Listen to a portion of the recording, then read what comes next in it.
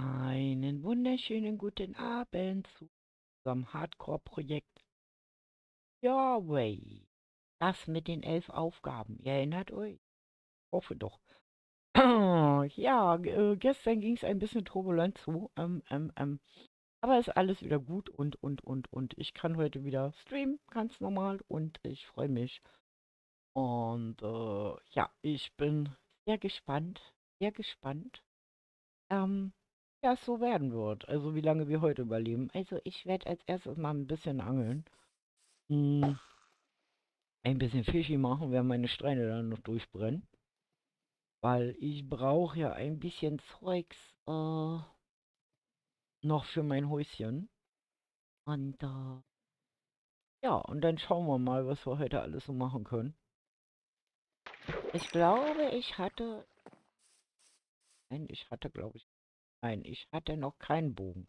Und wir brauchen noch Kohle und. Es gibt ja so viel zu machen. Das ist echt schlimm. Okay, also machen wir erstmal das Fischi hier rein. Das ist unsere Ersatznahrung sozusagen. Ich habe auch nur noch ein Brot. Wir sollten also das Feld mal abernten. Und ja,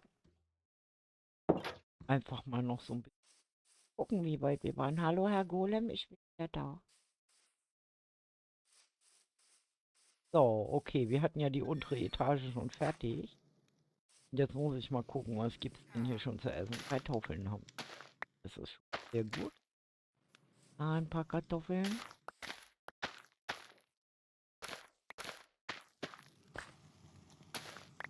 Okay, das sind die ganz gut. Okay.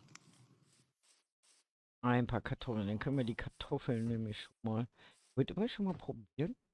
Das geht hier auch. Sehr schön.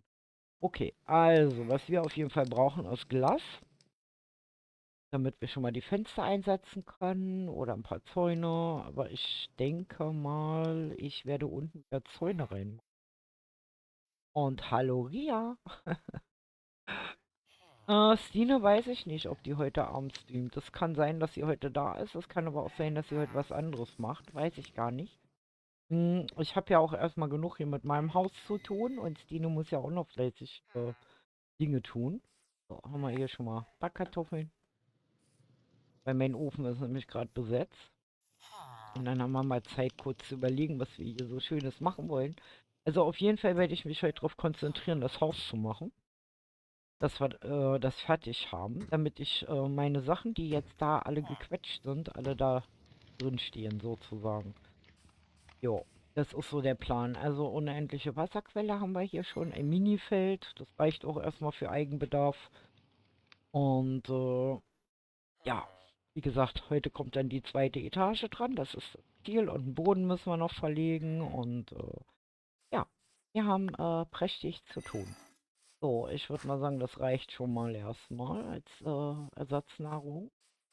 Jetzt gehen wir mal gucken. Ich glaube, ich hätte mir noch eine neue Axt machen müssen. Ihr seht, Holz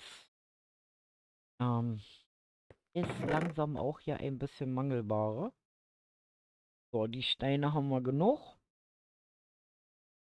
Das heißt, ich habe noch 4 Eisen. Das heißt, ich kann mir rein theoretisch noch eine Axt. Ach, hm, ja, Axt. Eine Axt. So, und dann würde ich sagen, holen wir jetzt erstmal relativ viel. Warte mal, ich werde mal die hier nehmen. Ähm, holen wir erstmal eine Menge Holz. Also das brauche ich jetzt, um das Haus überhaupt weiterzubauen. Dann brauchen wir ein bisschen Sand. Und ja, so einiges an Zeugs. Hier wirkt das ja alles immer doch so ein bisschen, naja, ihr wisst schon. Ich schaffe mir hier erstmal Platz, weil die Setzlinge sammle ich ja, mache ganz große Bäumchen. So, 1, 2 durchgraben hier. So, jetzt gehen wir erstmal genügend Holz holen, weil, wie gesagt, sonst reicht das nicht. Zweite Etage. Ja, da können wir nämlich das Gestänge dann nachher noch machen. Der nächste Baum. Gleich hin. Gleich groß. Hing da jetzt noch Holz um fest.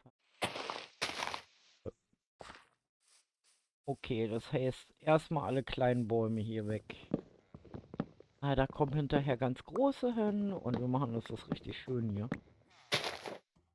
Und ja, gestern war ein ziemlich aufregender Tag, weil wir waren ja, wie gesagt, fast den ganzen Tag draußen in Marburg und haben da so einiges klären müssen im großen Uniklinium. Und ja, und gestern Abend, als ich meinen Stream anschalten wollte, hatte Menne dann ein bisschen jeden Abend eigentlich Feuer gemacht.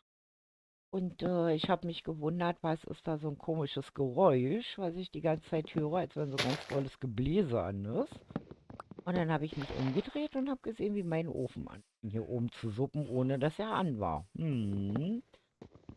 Und da war mir relativ schnell klar, was da passierte, dass nämlich da die Schlacke, die da irgendwie immer noch drin war, wo ein Schornsteinfeger da war und den ja angeblich so sauber gemacht hat, sich entzündet hatte. Dann bin ich dann raus und ja, habe dann schon die ersten Funken sozusagen aus meinem Kamin, aus meinem Schornstein gesehen. Denn ja, dann habe ich nur noch 112 gewählt und wir mussten halt die Tiere alle in die Scheune rüberbringen und dann selber aus dem Haus raus. Und dann kamen die auch schon mit Leiterwagen und hast du nicht gesehen. Und letztendlich sind wir doch noch sehr glimpflich davon gekommen, weil dieser Kamin zwar 250 Jahre alt ist, aber ich sag mal so, der hat wohl schon mehrere Brände hinter sich gehabt. Das heißt, ja,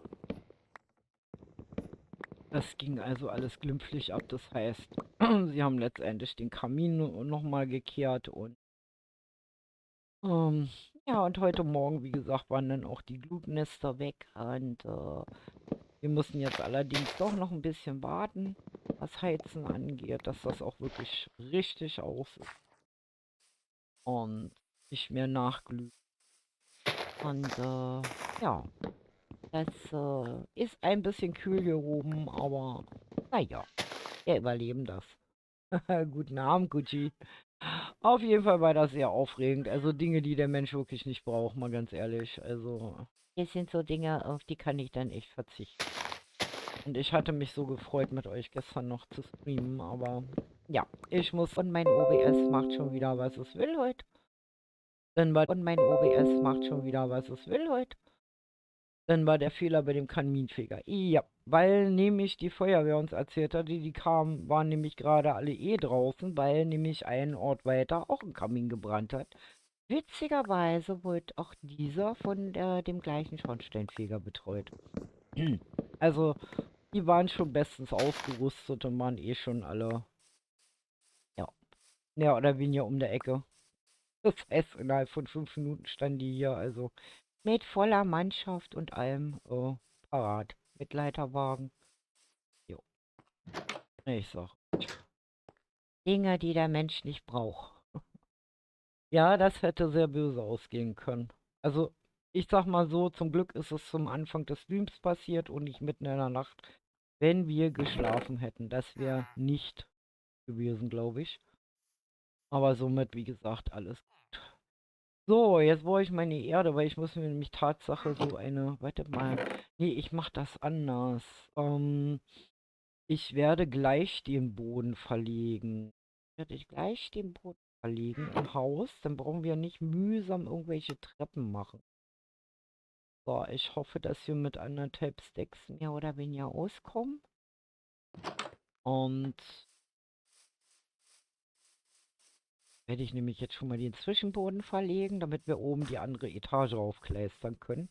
Das heißt, ich muss mir jetzt auch Gedanken machen, wo ich eine Treppe hier hin bastel. Das ist ein bisschen schwierig. Hm, aber ich denke mal, wartet mal. Hier eine Werkbank. Also die Treppe. Haben wir hier Eichen? Irgendwo?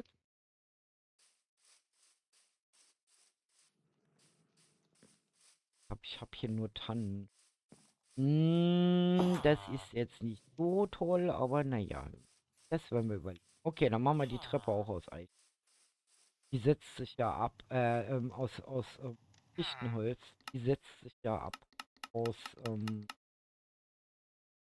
von der Eiche, die wir auf dem Boden legen. Oh, okay.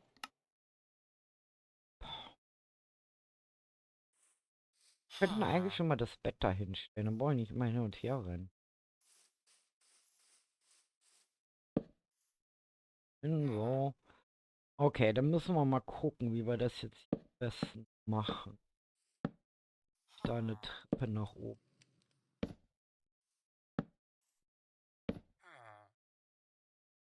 Sagen, wir machen die Treppe hier hin. Probieren es einfach mal aus, ob der Platz reicht. Also ich wäre auch gar nicht so mega aufwendig jetzt bauen, weil wir sind ja hier nicht in so einem mega super duper. Es geht ja darum, Aufgaben zu lösen. Das muss aber passen mit der Treppe da. Oder dann können wir da nämlich eine Wand einziehen. Ah, passt. Okay, dann können wir den hier schon wieder raushauen. Der ist nämlich zu viel. Okay, und dann machen wir schon mal das erste Fach hier. Okay. Dann können wir hier nach oben und dann können wir bequem von oben hier bauen. Dann brauche ich nämlich nicht so wild da rumklettern. Das wird nachher beim Dach schon schlimm genug. Ihr wisst. Und ihr habt ja gesehen, ich habe mir hier schon Zimmer unterteilt. Ganz unüblich eigentlich für meine Verhältnisse. Es wäre toll, wenn man das Holz noch färben könnte. Oh ja, also das habe ich mir auch schon öfters gewünscht. Aber das ist genauso unwahrscheinlich im Grunde genommen, dass man das irgendwann mal kriegen wird, wie die Möglichkeit, Keramik zu sägen. Also in Stufen und Treppen und so. Weil das wäre so mein Wunsch. So, also wie gesagt, ihr seht, ich habe hier oben auch schon eine Zimmeraufteilung. Und ja. So, jetzt hoffe ich nur, dass die Eiche hier reicht. Weil sonst muss ich Tatsache gucken, ob ich hier irgendwo noch Eichensetzlinge in meinem Ding habe oder ein Stück laufen. Also wir hätten eigentlich auch die Treppe hier hinten hinsetzen können. Aber ich denke mal, das reicht. Weil ich brauche ja nur für die Etage hier. Weil der Boden unten, den mache ich aus Stein. Okay, gut, dann haben wir das schon mal. Dann können wir das hier mal zur Seite schaffen. Dann lasst uns mal nach oben gehen. Aua. Und jetzt müssen wir mal planen, wie ich das mit dem Gestänge hier mache. Ja, fängt schon wieder gut ein. Gut, dass man immer noch eine Werkbank in der Tasche hat. Okay, weil ich brauche nämlich jetzt von denen hier diese Dinger. So, machen wir erstmal so viel. Okay, weil jetzt kommt nämlich wieder Trick 17. Kennt ihr ja schon. Oh, ist Haus ein bisschen nach außen zu verlagern. Wir machen erstmal nur die Ecken. Dann müssen wir wieder zählen. Aber das kennt ihr ja. Also ein typisches Bubu-Standardhaus, aber diesmal mit Zimmerunterteilung und das wird schon. So. Hier wächst der Baum zu nah. Den müssen wir dann auch noch irgendwie machen. So, nicht zu nah dran. Und die Ecke noch und dann müssen wir mal zählen. Willst du nicht noch eine Tür einbauen? Ja, das kommt alles noch. Noch ist ja da nicht so dramatisch. Also noch gehen wir ja alle mal schlafen hier und also ich habe auch nicht das Gefühl unbedingt, dass ich jetzt wegen Monster hier sterben werde, sondern eher andere Gründe haben wird. So, dann schauen wir mal. 1, 2, 3. Ja. 1, 2, 3.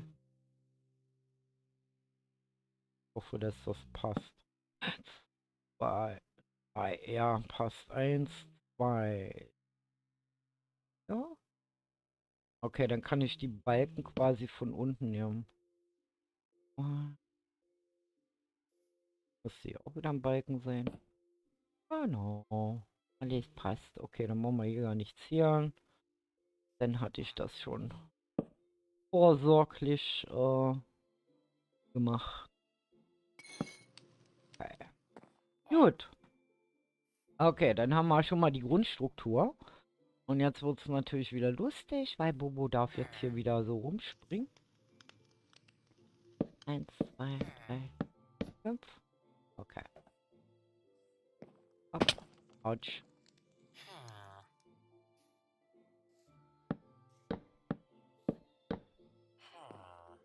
Autsch. So. Okay.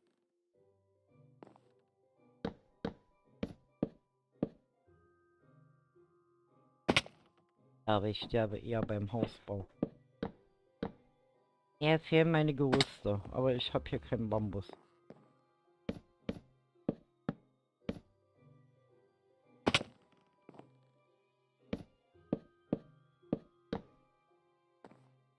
Autsch.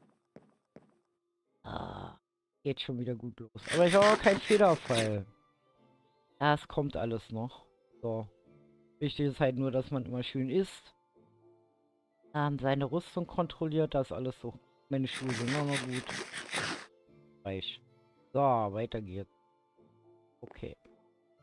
Den könnten wir ja eigentlich schon mal wegmachen. Er stört hier, weil wenn wir das Dach machen, dann brauchen viel.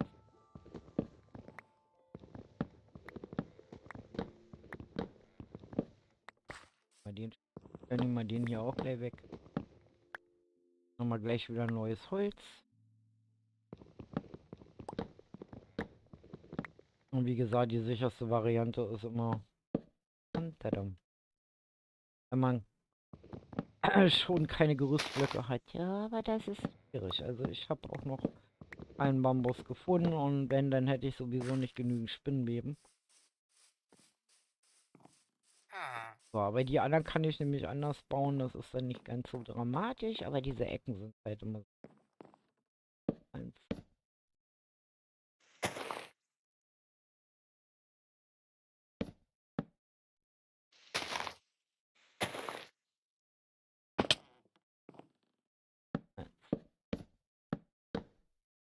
So, jetzt stimmt. Okay. Gut. Dann können wir das nämlich hier durchziehen.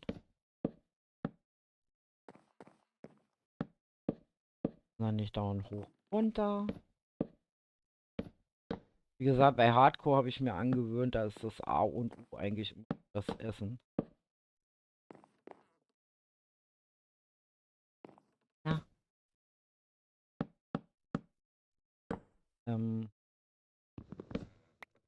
Man sollte zielen.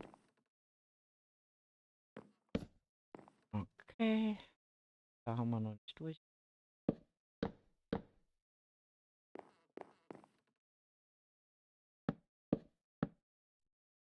Und wie gesagt, nachts schlafen. Das ist bei übermäßige Risiken, na gut, nee, ich sag mal so, ich will sie auch nicht ganz vermeiden, weil das ist ja doof. Ihr wollt ja auch was zum Lachen haben. Spannung haben. Ah, hier haben wir noch gar keine hingesetzt. Schon wieder gut an. Okay. Fehlt ja noch.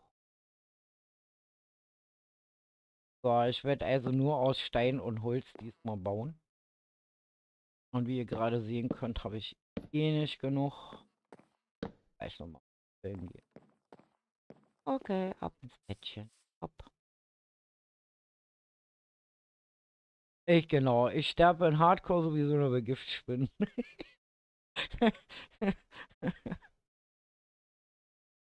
Also da kannst du dir auch vorstellen, dass ich möglichst die Höhlen meiden werde und momentan noch. Und nicht unbedingt so Lust habe, ja, mich mit denen da auseinanderzusetzen. So, jetzt wollen wir noch mehr Holz, wie ihr unweigerlich sehen könnt. Hm, mal sagen, wir nehmen die hier noch weg. Leistet der hier eigentlich so dicht am Haus? Dann gehen sie weg. Er hätte seine Blätter ein bisschen weit aus. So, gut, dann nehmen wir die nächsten Bäume hier weg. Weil, ja, auf der einen Seite brauche ich ein Lager, das will ich aber mit ins Haus eigentlich reinbauen.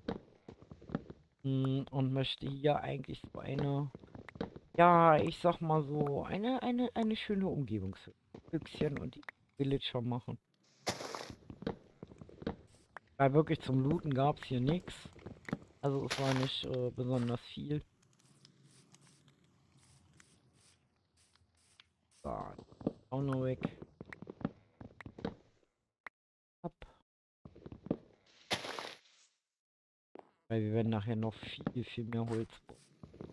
Bin mir noch nicht so sicher. Ich glaube, ich werde ein Koppeldach machen, damit das hier so ein bisschen passt, auch zu den Villagern, zu den ihren Gebäuden hier. Hab jetzt hier alles raus. Da ist noch einer.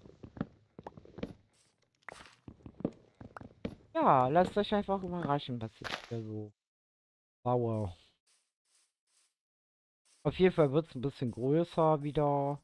Das kennt ihr ja auch schon. Ne? Nicht kleckern, sondern klotzen. So, da einen hin. Runterziehen. Das ist immer so, damit ich nicht runterfalle, wenn ich nach oben gucke. Und genau weiß, wo ich den hinstellen muss. So, hier haben wir auch noch nicht. Kann ich nicht besonders gut runterfallen, weil da sind überall noch Blätter.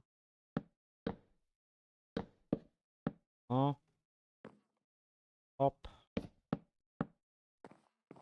Man darf halt nur nicht vergessen, dass man Hardcore spielt. Darf man nicht. Natürlich nicht solche Risiken eingehen, wie man sonst auch immer macht. So, jetzt ist eigentlich so das Problem mit, was machen wir die erste Etage? Hm?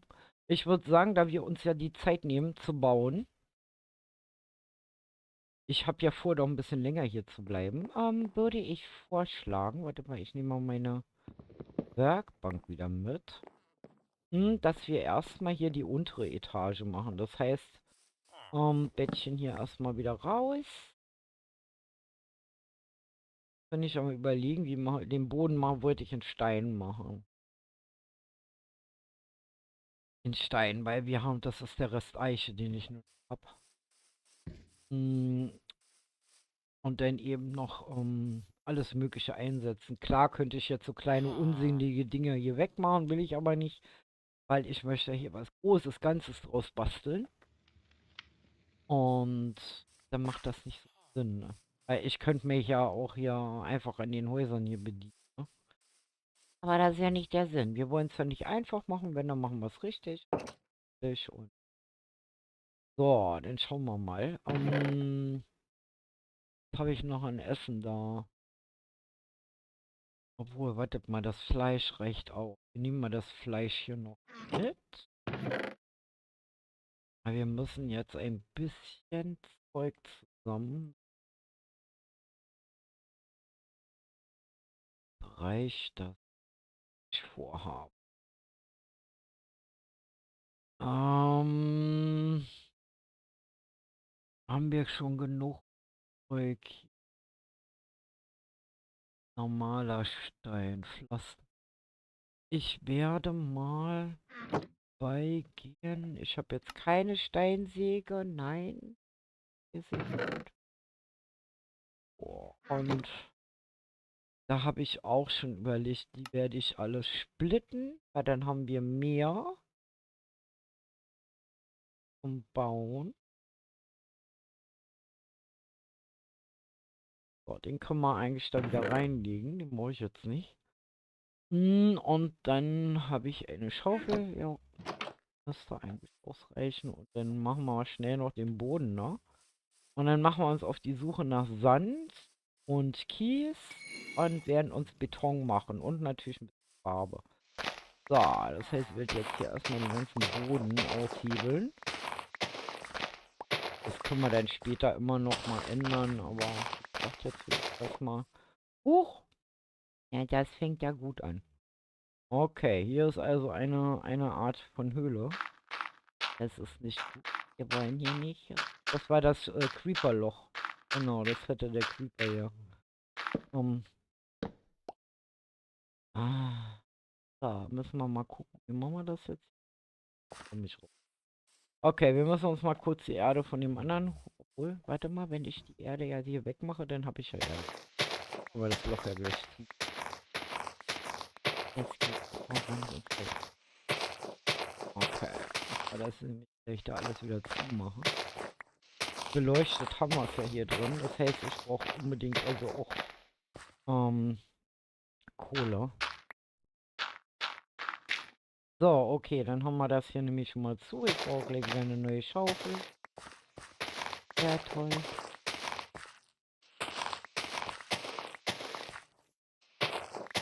Okay. So, neue Schaufel besorgen.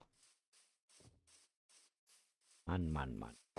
Also Werkzeugbedarf am Anfang ist echt immer, wenn ihr kein verzaubertes Zeug habt.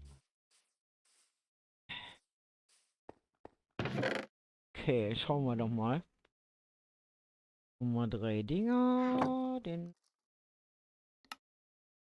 machen wir uns. Okay, wartet mal, ich muss mal mein Bett anklicken. Kann ich gemacht. So, hopp. Ist alles hier noch ein bisschen durcheinander. Hallo Matze, herzlich willkommen bei den Klötzchen. Schön, dass du vorbeischaust. Genau, auf die Lava muss ich auch aufpassen. Also ich gebe mir Mühe, euch etwas Tolles hier zu bauen und zu machen. Und weil die Aufgabe sind ja nicht nur die 11 Aufgaben, sondern ich zeig's euch mal kurz. Warte mal, ich mach mal erstmal schnell kurz zu Ende. Und weil die Zeit rennt ja mal weiter. Ich hebe das hier mal kurz aus und dann geben wir mal ein Fäustchen und dann zeige ich euch mal, was nämlich eigentlich sozusagen die Nebenaufgabe ist.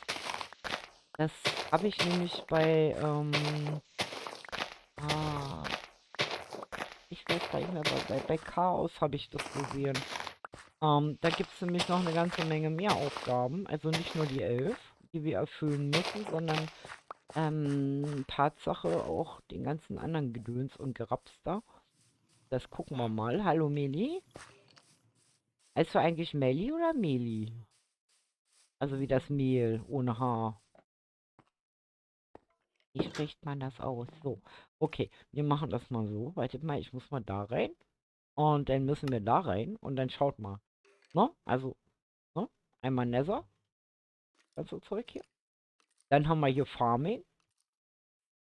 Also ich muss dann noch ein Eimerchen machen und ein Boot und Leine und Axolotl und hast du nicht gesehen, ne? Also das, ne? Also es ist schon so einiges hier und das geht dann hier auch noch weiter. Könnt ihr euch schon darauf vorbereiten. Dann haben wir das hier alles. Es ist, ja, auch nicht zu verachten. Gehe auf Pulverschnee, ohne darin zu versinken und all solche Scherze und Beliebe die Alm mit Klang der Musik aus einem Plattenspieler. Na super, das wird noch lustig. Und dann haben wir noch das hier. Und das geht dann auch noch weiter. Also, Zombie-Arzt, das Schwierigste haben wir schon. Da hatte ich unheimliches Glück, weil wir auf dem Weg zwischen Stine und meinem neuen Dorf, was ich ja dann finden musste, weil Stine zuerst die Kiste gelootet hatte. Die kam nämlich zeitgleich in dem Dorf an. Habe ich ein Iglu gefunden und habe natürlich ganz kackdreist einfach mal so, ich wusste dann noch gar nicht, dass wir das hier auch noch machen müssen, den Zombie-Arzt gespielt und habe dadurch den so, und Verzauberer, naja, das sind alles so die normalen halt, Ice Bucket, Obsidian-Block und solche Sachen, ne, das kriegen wir alles hin. Das, das wird, das, das schaffen wir. Ja. Also die Aufgaben, sagen wir mal so, die sind zwar ein bisschen haarisch, ein bisschen zeitaufwendig, aber das kriegen wir gebacken. Also schlimmer wird es, warte mal, habe ich das Buch hier noch? Ja. Schlimmer wird's damit, kann ja mal die Tür zumachen, ähm, diese 11 Aufgaben. Also ich bin jetzt gerade dabei, ja, eine Base bauen mit einem Lager, die du meinst in einem Hardcore-Projekt gebraucht wird. Ja, das mache ich jetzt. So, finde den Warden und wähle austricksen oder platt machen. Super. Klasse Aufgabe. Also die Reihenfolge müssen wir nicht einhalten. Das ist jetzt mein Vorteil. Das wäre nämlich schlimm. Weil, ne? So, begeistere deine Community mit einer Aufgabe der Wahl. Und ich habe mir gedacht, dass ich euch jetzt einfach mal, wir können ja die Aufgabe jederzeit machen, dass ich der Community es einfach mal überlasse, eine Aufgabe zu stellen. Ähm, ja. Also ich hätte da etwas im Sinn, aber da weiß ich halt, dass ich es überlebe und ja, wie gesagt, ich überlasse euch diese dritte Aufgabe. Ich werde da auch nochmal einen Aufruf starten. Da könnt ihr dann mal eure Ideen so posten. Also entweder schreibt ihr sie mir im Discord oder ihr schreibt sie mir unten in die Kommentare vom Stream nachher rein oder im Community-Tab oder whatever. Ich werde es schon finden, ich werde es schon sehen. Also ich bin sehr gespannt, was ihr euch da ausdenkt. Die 4 ist, gehe in den Nether und baue dir ein Mini-Base. Also das wird auch noch interessant werden. Wer mich kennt, weiß, ich hasse das Nether. Das hasse ich wirklich. Ich finde nichts schlimmer als den Nether. Finde ein Villager-Dorf und loote es. Das haben wir geschafft. Weil, wie gesagt, das ist die Kombination aus Aufgabe 1 und 5. Gewinne einen Raid dürfte auch nicht schwer sein, weil wir haben hier Tatsache in der Nähe einen Pillager-Turm. Also ich denke mal, Stino und ich könnten das zusammen machen. Schließe die Erfolge ab. Am Anfang hab ich gedacht, dass die 11 Aufgaben damit gemeint sind, aber Tatsache ist es das, was ich euch eben gezeigt habe, also sämtliche Fortschritte. Dann wieder mein Lieblingsbereich, der Nether. Erledige einen Gast im Nether. Wer möchte der Gast sein? Gut, Melli. Einen Gast naja gut, ein Gast im Keller oder so. Organisiere dir Nether-Rüstung, Dia-Rüstung, Verzauberung. Ne, das wird auch noch lustig, weil dann geht's nämlich zum Enderdrachen. Und die 11. Aufgabe ist diese. Ja, das ist sowas, was wir dann so zwischendurch machen können. Also die 11. Aufgabe, also wie gesagt, die Reihenfolge ist ja nicht so. Na, und dieses Notizbuch wurde mir dann angedacht, dass wir das eigentlich hier so sortieren, wann wir was gemacht haben. Aber dadurch, dass ich streame, sieht man ja, wann ich was gemacht habe. Also macht das auch nicht Sinn. Aber wir können ja irgendwann mal so eine Dorfchronik schreiben oder so, wo wir dann Revue passieren lassen. Was haben wir denn alles schon geschafft? So, ich würde sagen, ich verlege jetzt schnell noch den Boden und dann machen wir uns ein bisschen auf die Suche. Nach Sand und Kies und sowas. Also normalerweise müsste hier auch eine ganze Menge sein. Und das kriegen wir zusammen, weil ich würde doch gerne da oben in die erste Etage Beton einbasteln. Das sieht einfach schön aus. So, wenn es nicht unbedingt weißer Beton ist, was sie natürlich auch machen können. Aber jetzt extra so eine Farm zu machen mit Schafe oder so. Ganz ehrlich, ich habe Wichtigeres zu tun, als irgendwelche Farmen zu. Das können wir dann auch so auf unseren Reisen dann so hinkriegen. Da sieht eigentlich nicht das Problem hoch. Okay, nein. Unten drunter. Kann passieren. Als ich schon an Böden verlegt habe in Minecraft, das ist. Ich sollte Fliesenleger werden, ganz ehrlich. Wahnsinn. Decken und Böden und Dächer gebaut habe. Ah. Oh, okay, dann haben wir die noch. Dann habe ich noch ein ganzes Stack. Also das passt auf jeden Fall. Ist jetzt auch erstmal alles einheitlich.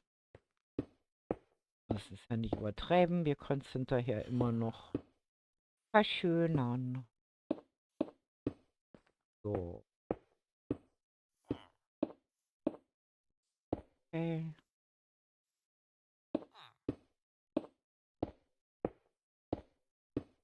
Ich habe zum Glück noch Steine im Haus, also von daher alles Paletti.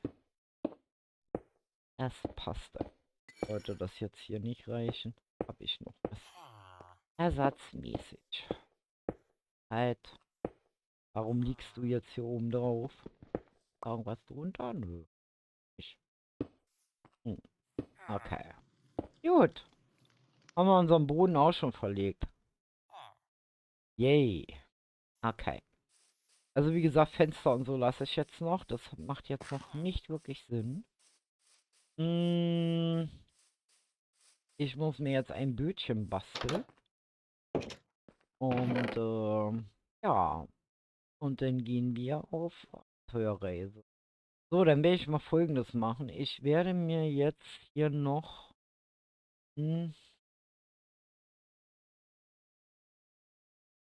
Jetzt, nee, nehme ich nichts mit. Ich habe noch eine Pickaxe. Vor allen Dingen, wir brauchen unbedingt Eisen. Wir brauchen unbedingt Eisen. Ich nehme mal meine Eisenstiefel mit als Ersatz. Die Steine brauche ich jetzt nicht. Und ich nehme mal ein Stack von den Steinen mit. Und zwar ganz einfach aus dem Grund, dass wir notfalls, wenn wir unterwegs sind, nicht ganz so Angst. So, meine Base ist markiert. Wir springen ins Bötchen und fahren jetzt einfach mal so ein bisschen durch die Gegend. Noch ein bisschen schauen, was es hier gibt. Also da vorne gibt es eine ganze Sandinsel. Die ist relativ klein. Relativ klein. Aber ich glaube, für das, was ich vorhabe, müsste das hier reichen. Stellen hier mal das Bettchen. So, und bauen jetzt hier einfach mal den Sand ab. Machen hier einfach mal einen Strand draus.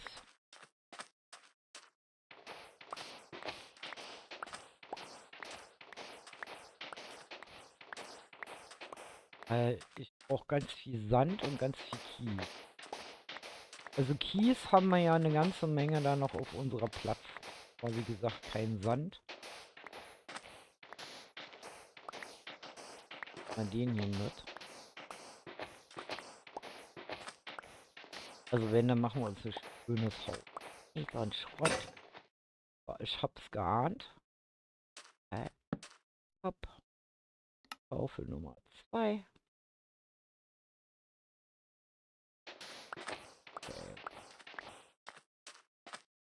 Das ist ganz praktisch, wenn man das hier eigentlich mehr oder weniger in der Nähe hat. Kann ich nicht so lange Wege machen. So. Was habt ihr denn gestern stattdessen gemacht? Also ich habe heute zum Beispiel, also was ich eigentlich auch gestern machen wollte, aber ich habe es heute entdeckt. Und zwar, ich war ja immer zwischendurch mal so ein bisschen fremdgucken bei Klüm. Und er hatte ja damals so eine Challenge gemacht mit Burgbauen. Und da konnte ich halt gucken, wie er halt so live seine Burg gebaut hat. Also nach einem realen Vorbild. Und wenn ihr bei Kroko guckt, Kroko hat die Sendung, also vom SWR, wo das nämlich gelaufen ist, weil für die haben sie es nämlich gemacht, mal den Link reingepostet, also das Video reingepostet. Müsst ihr mal gucken am Community-Server, Community-Tab bei ihm. Da ist die Verlinkung drin. Und ich muss ganz ehrlich sagen, ja, also persönlich, wie gesagt, fand ich beides nicht schlecht. Also weder von dem Mädel als auch von Klum. Aber Klum hat es einfach von der Authentizität her besser hingekriegt. Vom Bauplan her. Also es war realistischer. Von der Palettenwahl, wie gesagt, fand ich das Mädel besser. Aber es war dann schon doch ein bisschen zu übertrieben. Also man hätte es dezenter hinkriegen. Ja. Und das Fachwerk und so hatte sie auch besser hingekriegt. Also das war etwas unglücklich von Klimmi, wie er es gemacht hat. Aber wenn ihr euch überlegt, diese ganze Burganlage, also 12 Stunden, das war doch ziemlich haarig.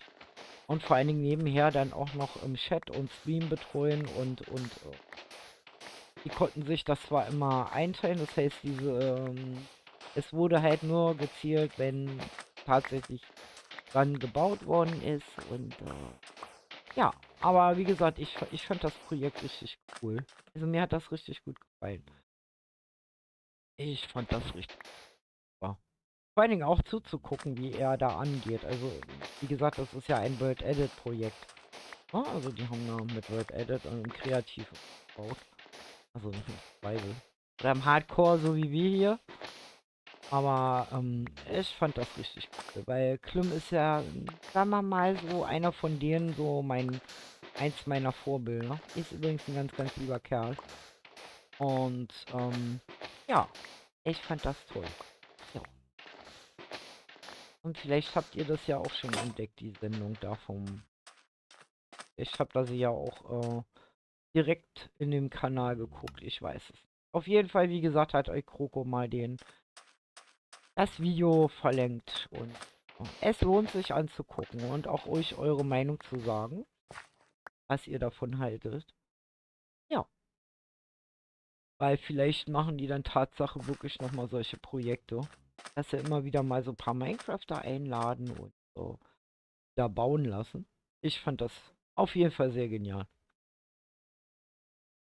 So, okay, wie viel Sand haben wir denn? Ja, ist schon eine Menge. Okay, dürfte erstmal reichen. Dann bringen wir erstmal den Sand hier zu. So.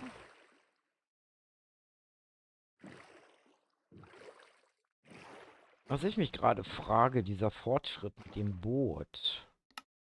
Ähm, war doch irgendwas mit dem Boot. Sich da irgendjemand transportiert. Steige in ein Boot und mach mit einer Ziege die Fliege. Na toll. Das heißt, die Aufgabe ist doppelt gemoppelt. Ja, super. Nur, dass ich halt nicht nur die Fliege mit der Ziege machen muss, sondern Tatsache auch mit der noch sämtliche Wasserbiome abfahren muss. Ich weiß gar nicht, wie viel es überhaupt gibt. Bin ich gerade etwas überfragt. So, dann lasse ich mal das Boot hier kutschieren, bringe meinen Sand nach Hause.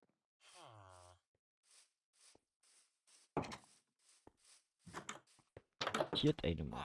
Volle Elle hier. So, muss ich mal gucken. Also, die Kies habe ich Tatsache nur 30. Ich muss mal das ganze Zeug hier noch packen. Okay, dann machen wir hier mal den Sand hin.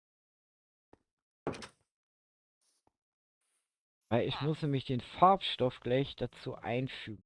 Okay, das heißt, ich muss jetzt. Haben wir noch eine Pickaxe? Wir haben noch eine. Wir werden mal noch eine mitnehmen. Und Schaufeln brauche ich. Schaufeln. Schaufeln. Schaufeln. Ja. Und dann haben wir schon wieder ein Holzproblem. Okay. Okay, einmal Stickies. Und dann nehmen wir uns noch eine Schaufel. Gut, okay, dann werden wir mal rübergehen und werden uns mal den Kies aber da drüben holen. Da kann ich ja zum Glück immer hinschwimmen.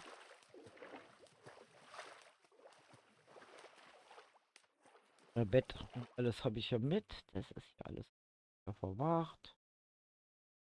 Okay, und dann werden wir uns jetzt mal den Kies hier rausangeln. Der ist ja, wie gesagt, ich hatte ja angefangen, hier diese ganze Steinfläche wegen Kohle wegzumachen. Und wir haben hier ganz viel Kies.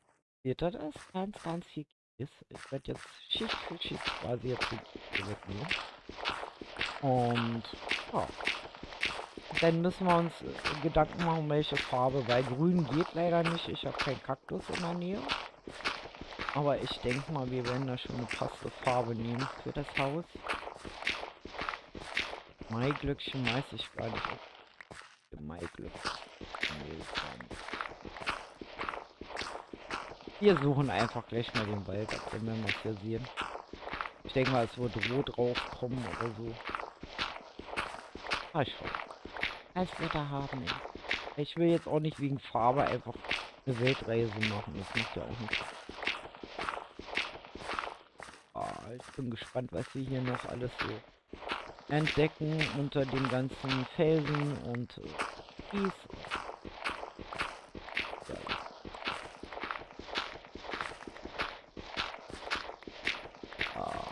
Ja, wieder eine Menge Feuersteine. Für Pfeile dann auch.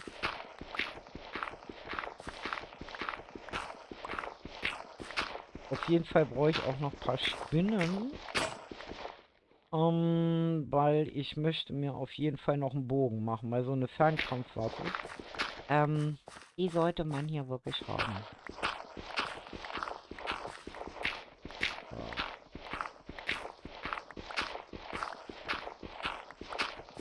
Fällt auf jeden Fall eine Höhle drunter zu. Und genug Kies, das ist schon mal sehr positiv.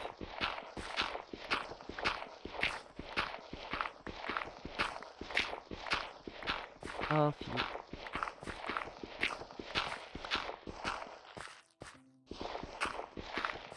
Da kommen so Erinnerungen wach, so.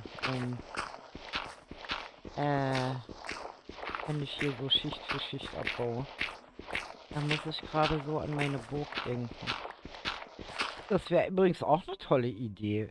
Das könnten wir auch machen. Also als erstes, wie gesagt, baue ich ja mein Haus. Und vielleicht, wenn ich lange genug am Leben bleibe, könnten wir vielleicht doch eine Burg. Mal schauen. Vielleicht kriegen wir das hin. Aber erst, wenn wir die Aufgaben soweit gelöst haben und ich dann noch am Leben bin. Und wir das wirklich hier weiterspielen sollten, dann, ja.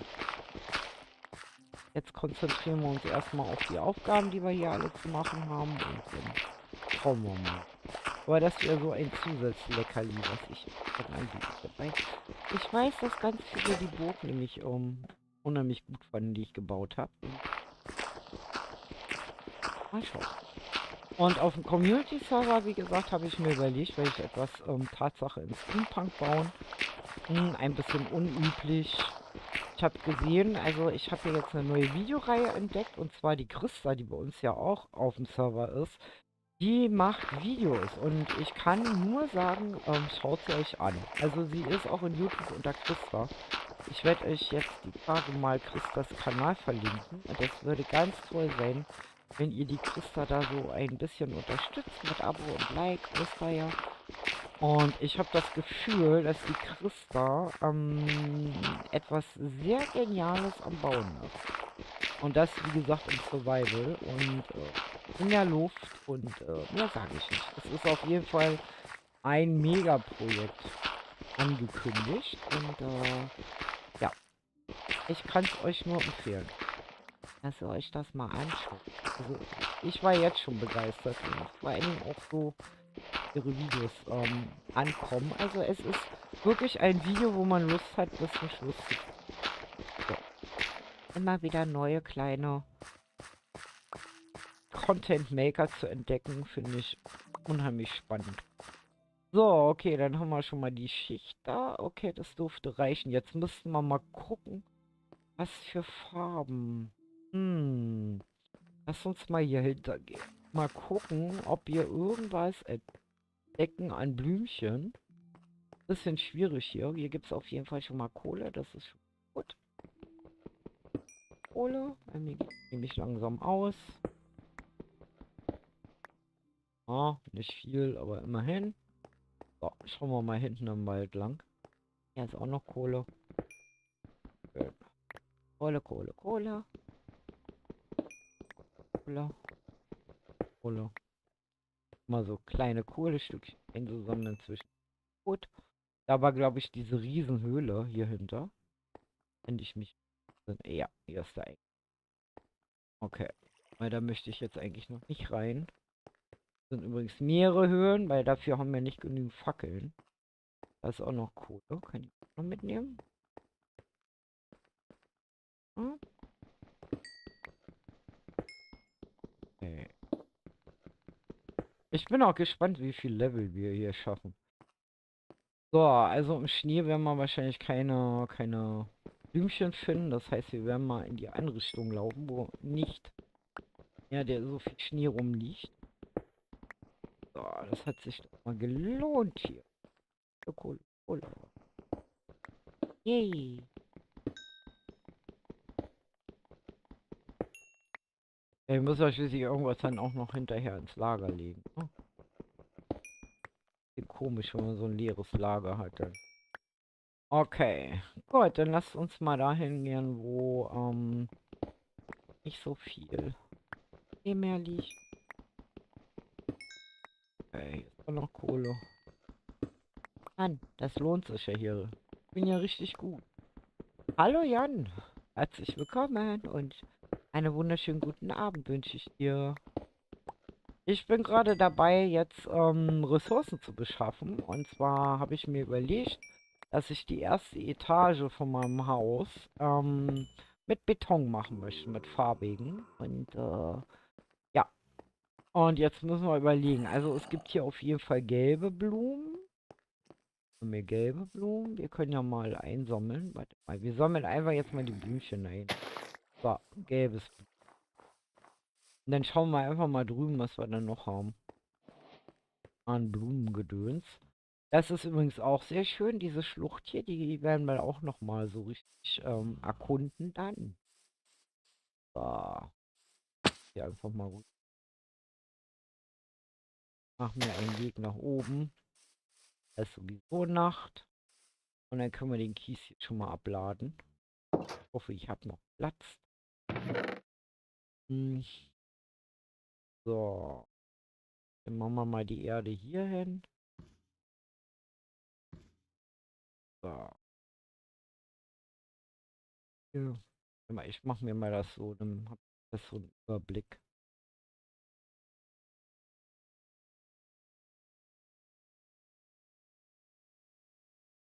Okay, und hier ist auch noch ein Fleck.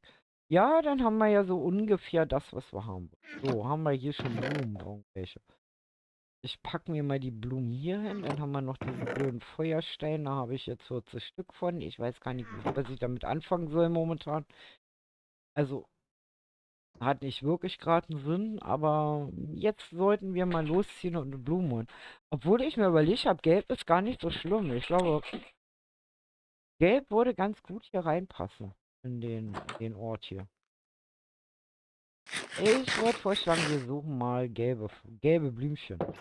Bei rote gibt es auch, aber rot finde ich für meinen Begriff ist mir einfach doch ein bisschen knallig. Wir werden jetzt also gelbe Blümchen suchen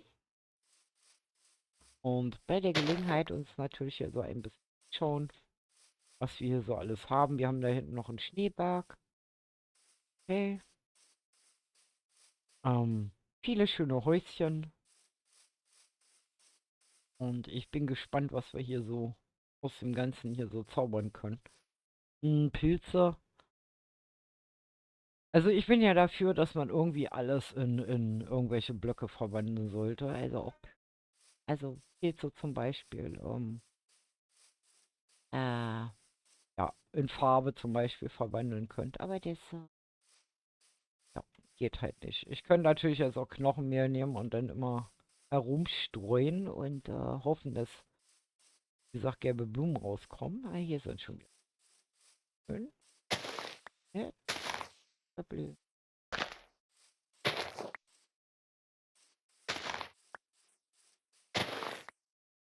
Ja, da brauche ich nämlich relativ viel. Das kann was werden, also gelbe Blümchen zu suchen. Aber bei der Gelegenheit, wie gesagt, können wir dann hier gucken und wenn wir Glück haben, finden wir da noch irgendwie was in der Nähe, was uns interessieren könnte.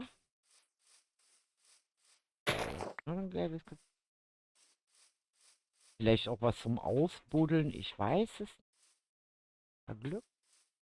Laufen hier einfach mal überall so ein bisschen rum.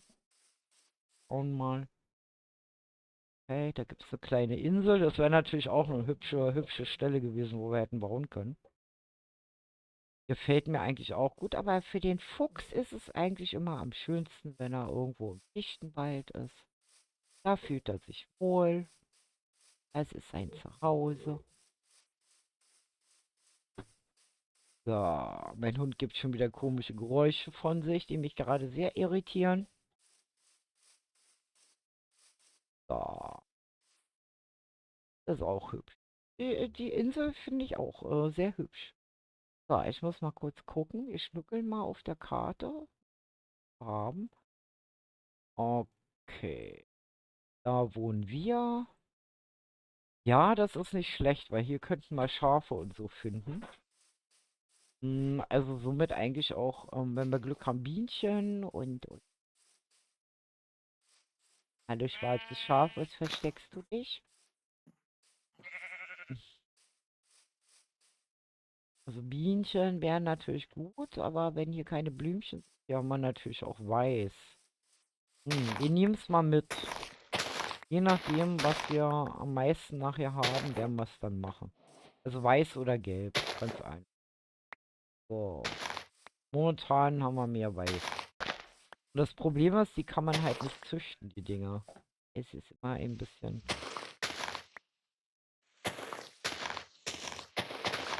Hopp, hopp. Oh, keine übersehen hier. Eine.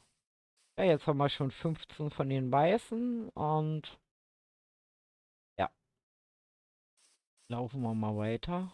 Also blumenmäßig sieht es ja hier äußerst mau aus. Hätte gedacht, hier ist mehr, aber ist nicht. Aber vielleicht kommt das ja noch. Man weiß es nicht. Okay, okay, was ist denn davor? Ja, wir laufen einfach mal weiter. Mehr können wir nicht machen. Wir müssen gucken. Wir brauchen Farbe. Brauchen gelbe Blumen. So. Also es gibt schon richtig schöne Ecken hier, muss ich sagen. Hätte es mir natürlich einfacher machen können, ist klar, ne? Aber er macht sich schon einfach. So. Ja, okay. Uiuiui. Da geht's aber tief rein wieder. Und da gibt's Blümchen. Okay, wir wollen einen kleinen Umweg laufen. Auf die kleine Plattform da. Wie kommen wir da am besten hin? Hinten rum. Denke ich mal. Oben rüber, rechts, links. Ab hier. Da. Na super. Wegen einer blöden gelben Blume. Ja, aber die brauchen wir. Hilft uns alles nichts. Wir brauchen sie. Okay, hier gibt es Lava. Solange ich da nicht reinfalle, alles gut. Hm. Mhm. Oh. Hm. Brauchen wir nicht wirklich. Noch nicht. Ich brauche Blumen. Jetzt sagt nicht, dass es hier noch andere Blumen gibt. Die kann ich züchten wiederum. Das ist gut. Wisst ihr was? Wir nehmen ausnahmsweise mal eine Stino-Farbe fürs Haus. Was haltet ihr davon? Weil die Blumen kann ich züchten. Und dann muss ich jetzt hier nicht ewig durch die Botanik rennen. Und Blumen suchen. So, lassen wir da noch eine stehen. Ich würde mal sagen, das ist die beste Idee. Wir haben jetzt weiße, wir haben jetzt gelbe und wir haben diese magentafarbenen. Glaube ich, ist das Magenta? Ich weiß es gar nicht. Auf jeden Fall macht es mir... Wieso brennt der Baum? Ist eine Lavaquelle, glaube ich. Was sein? Ist da eine Lava? Da ist ein Ja. Das heißt, wir müssen aufpassen vor Blitzeinschlag. Oh Mann, auch das noch. Ah, na super. Das heißt, der freie Tick ist an hier. Nicht gut. Okay, wir haben hier noch so eine Felsformation. Formation. Da werden wir jetzt weiter suchen, weil ihr wisst, Eisen. Mal gucken. Kohle. Pickaxe haben wir noch eine mit, das ist sehr gut. Wenn wir uns die restliche Kohle hier holen, sehr schön. Oh, ein ganzes Feld wieder gefunden, sehr schön. So muss das sein.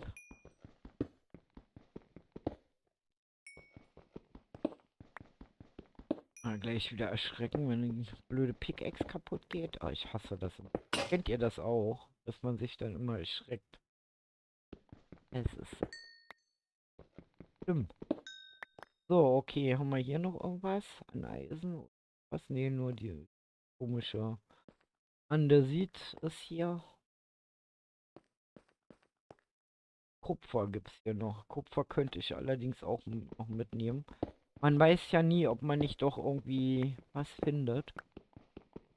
Es ist ja die 21.4 und somit müsste man hier eigentlich auch Dinge finden zum Buddeln. Da ist Eisen. Ah, ich bin im Glück. So, schauen wir hier aber nochmal. Da ist nichts. Aber da gibt es Eisen. Da gibt es Tatsache Eisen. Sehr schön. Eisen, Eisen, Eisen. Eisen. Eisen. Nein.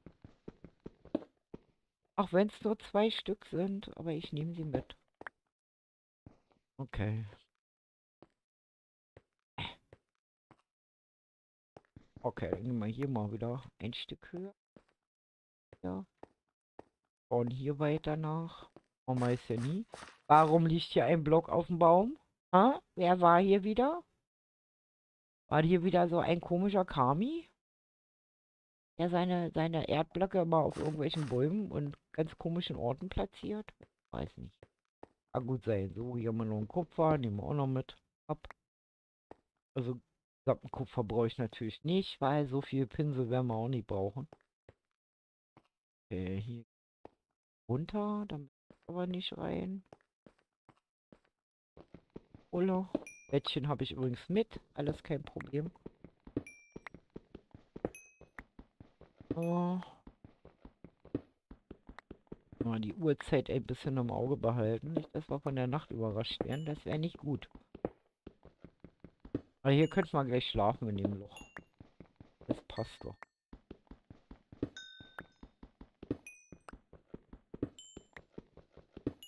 Wenn wir hier eine Fackel auf hell ist.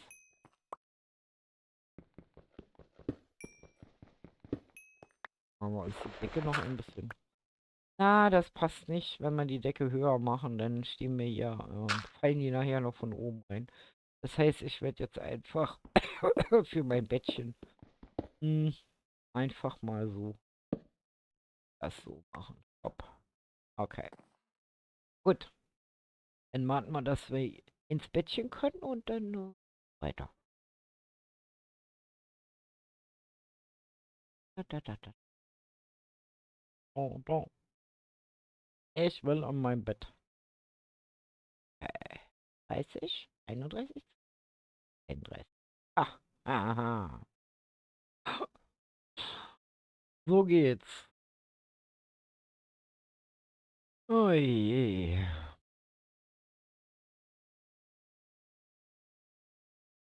Okay. Hier liegen jetzt einfach mal so ein bisschen Bettchen rum. Dann kann ich nämlich was trinken. Mal trinken darf man nicht vergessen.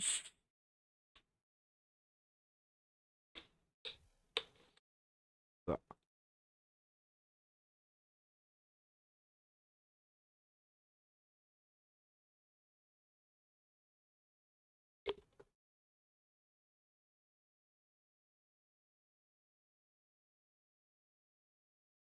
Liegen wir hier wieder rum.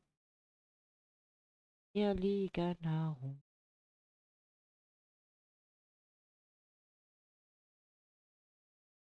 Oh, wie du. Du. Okay. Ganz gemütlich. Kann die ja mal so ein bisschen dran erinnern. Okay.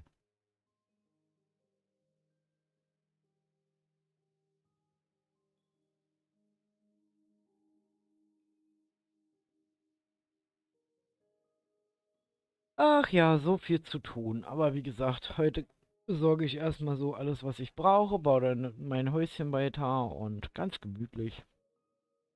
Eins nach dem anderen.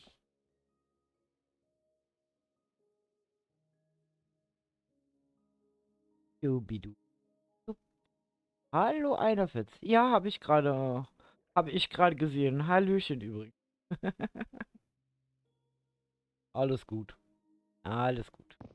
Ich bin da nicht so empfindlich. Das ist eher langweilig für die Community immer, wenn man so lange warten muss. Hm, aber wie gesagt, mich selber persönlich stört es nicht. Weil manchmal hat man eben ein bisschen einen längeren Weg oder muss erst was vorbereiten, damit man vernünftig schlafen kann. Also hier ist schon mal alles unter Wasser. Hm, das heißt also, schauen wir eher mal. Da drüben ist die Sandfläche, die wir abgebaut haben. Okay, jetzt ruckelt meine Maus wieder ein Stückchen, aber das ist normal. Und mein Tisch ist ein sehr alter Tisch und ich nutze Tatsache kein Mauspad. Weil ich habe nämlich immer so gewisse Katzen, die meinen bei mir auf meinem Tisch zu liegen und somit eigentlich auch immer auf meinem Mauspad. Und ein Mauspad. Okay, da war der. Okay, ich hab dich schon gehört. Ja, komm mal her. Put, put. Gehen Sie weg. Eieiei. Eieiei. Ah, wie schön. Hättest du wohl gerne.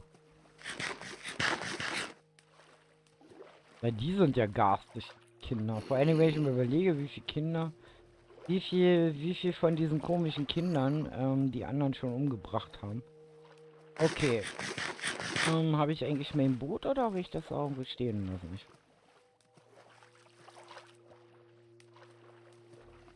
weiß nämlich gerade nicht. Mein Bötchen. Okay, mein Bötchen habe ich. Habe ich zu Hause gelassen. Weil wir sind ja gelaufen. Ich würde mal sagen, ich hoffe, dass dieses garstige Kind gestorben ist. Also, versteht das jetzt nicht falsch, dieses Zombie-Ding da. Ja, also, das war ja eben sehr garstig. Das, brauche ich nicht nochmal. Weil die zünden einen hier an. Kann ja wohl nicht sein. Wenn man ganz harmlos Kohle holen und dann kommt da so ein Kindergartenkind an und meint einen da zu misshandeln. Ich glaube, es geht los. Okay. Aber da vorne ist schon wieder unser Dorf. Oh, hallo Hund. Ich habe leider kein Zombiefleisch. Aber es ist gut zu wissen, dass es...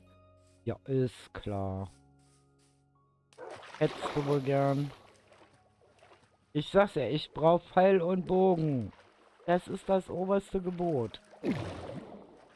Ja, und dann sind hier noch so komische Teile im Wasser. Das geht ja echt los. Mann, Mann, Mann, Mann, Mann. Ah, der muss da mal weg, weil wenn ich hier mal lang renne, dann renne ich da auch noch genau gegen. Hier war mein Boot, genau. Peter habe ich zu Hause vergessen. Gut, also merke, laufe nie ohne Boot los. Macht Aua. Gut, dann schauen wir mal, was wir jetzt machen. Also, wir nehmen die lilanen Dinger, habe ich gerade beschlossen. So, jetzt haben wir hier noch ein Setzling. Weil, schaut mal, hier haben wir nicht so viel.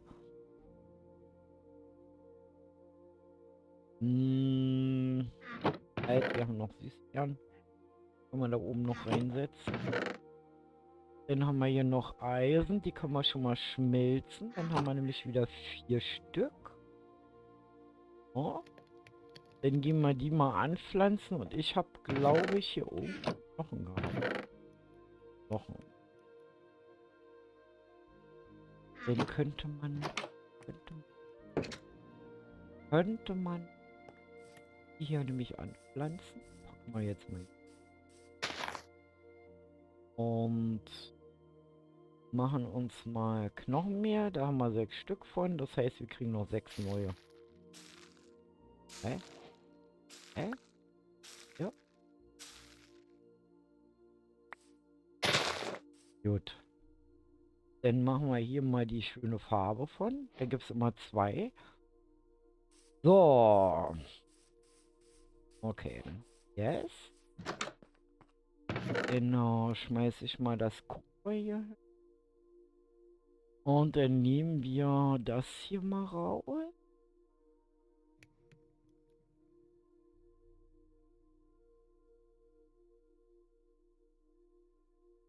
Reihenfolge hier wieder. Ich pack mal die Kartoffeln raus. Ich brauche nämlich jetzt echt den Platz. So, dann haben wir ganz viel Kohle, die können wir hier reinpacken. Okay, dann nehmen wir Sand. Sand und Kies. Machen davon mal ganz viel von dem Zeug. Vielleicht reicht das sogar schon. Ich weiß es nicht. Ich habe mal Glück. So, jetzt brauche ich auf jeden Fall einen Eimer. Eimer haben wir. Okay. Okay, das heißt, wir machen jetzt uns den Beton. Okay, jetzt wird's lustig, weil das ist auch wieder so eine nette, wunderschöne Aufgabe. Wo ich jetzt gucken muss, dass ich mir eine Stelle suche, wo Wasser hinlaufen kann, aber nichts kaputt geht. Okay, hier wäre gut. Okay. Gut. So, okay. Wir machen jetzt Beton. So, wartet mal kurz. Genau hier in die Mitte stellen. Oh Mann, mir wird jetzt schon schlecht. Ich glaube aber ein Stick wird reichen. Wenn wir Glück haben. Vielleicht ein bisschen mehr. Ein schöner Ausblick.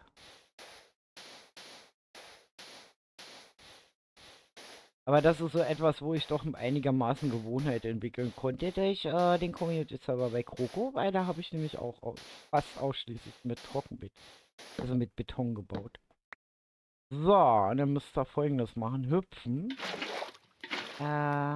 Hüpfen, euch nicht wegschwemmen lassen. Und dann geht's eigentlich schon wieder nach unten, weil das Wasser läuft nämlich jetzt in der Zeit, wie ihr hier abbaut, läuft das nach unten und ganz gemütlich wieder ein. Das dauert jetzt ein Weilchen, aber ja, ist dann halt so. Lalala. Ihr solltet das übrigens nicht machen, wenn ihr wisst, es wird gleich Nacht. Das könnte böse enden, sage ich nur. Wenn euch dann vielleicht noch Werkzeug kaputt geht und ihr kein neues habt. Und ich würde also auch nie ohne Material für neues Werkzeug hier hochbrettern oder Werkbank. Das macht sich. Na gut, wir machen ein pinkes Haus, warum nicht? Immer was anderes. Dann sieht man wenigstens, dass ich da wohne.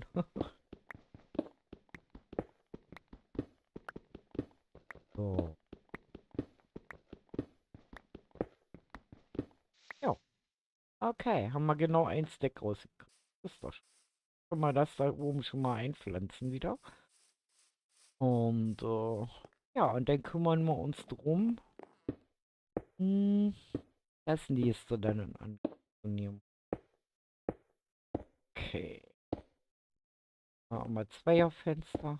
Dann müssen wir natürlich auch noch die Verzierung machen und so Stück für Stück arbeiten wir uns hier ran. Und warum nicht mal ein buntes Haus bauen? Und vor allen Dingen haben wir noch genügend Farbe, das heißt, wir können natürlich dann auch ähm, ach schon, andersfarbige Glasfenster da reinbauen.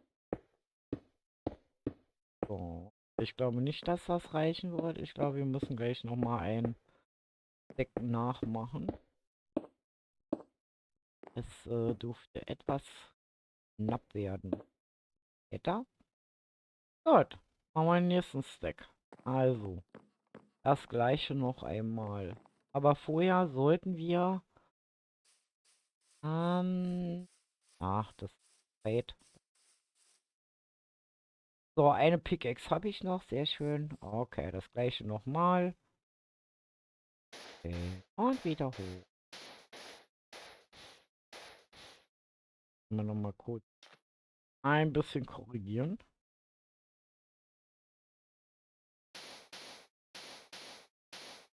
Weil wir sind ja doch relativ weit oben.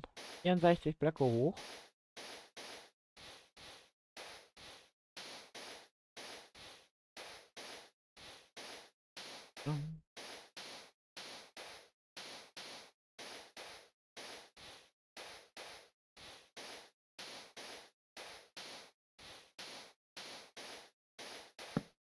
So. Okay. Einmäschchen gezückt, hüpfen. So. Und schön die Balance halten. Also lasst euch hier nicht wegschwimmen. So, und jetzt haben wir das Problem, dass wir da relativ oben sind. Das kann man aber auch lösen. So, macht das einfach so und so.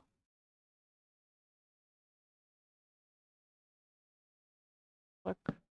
Stellt euer Bettchen hin und geht hier einfach oben schlafen. Geht alles.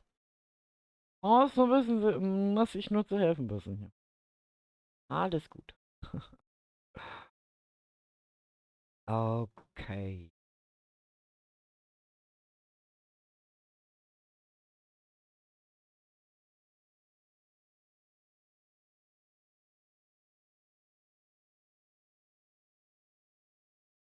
Jetzt ist nur die Frage, fallen wir jetzt aus dem Bett?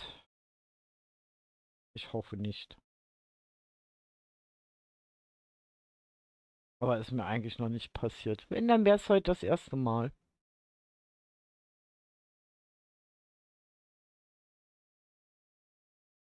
So. Wäre ganz nett. Weil ich liege hier oben in, keine Ahnung was für eine Höhe. Würde gerne aufwachen. Okay. Hm? Aha. Gut, wa? Passt. So, und dann haut er die Dinger hier einfach wieder weg. Und baut euch weiter nach unten. Ganz einfach. Also, Stücke drehen, damit er möglichst immer dieses Kreuz auf der Mitte hat. Hallo, heftiger Fan. Einen wunderschönen guten Abend wünsche ich dir. Ich bin gerade dabei, aus lauter Not pinkfarbene Blöcke zu nehmen, aus Beton. Weil es gibt Tatsache kaum gelbe Blumen hier. Rot wollte ich nicht unbedingt. Und ich habe dann diese komischen lila Flieder-Dinger entdeckt und gedacht, na gut, kriegen wir hin. Also, schön bunt.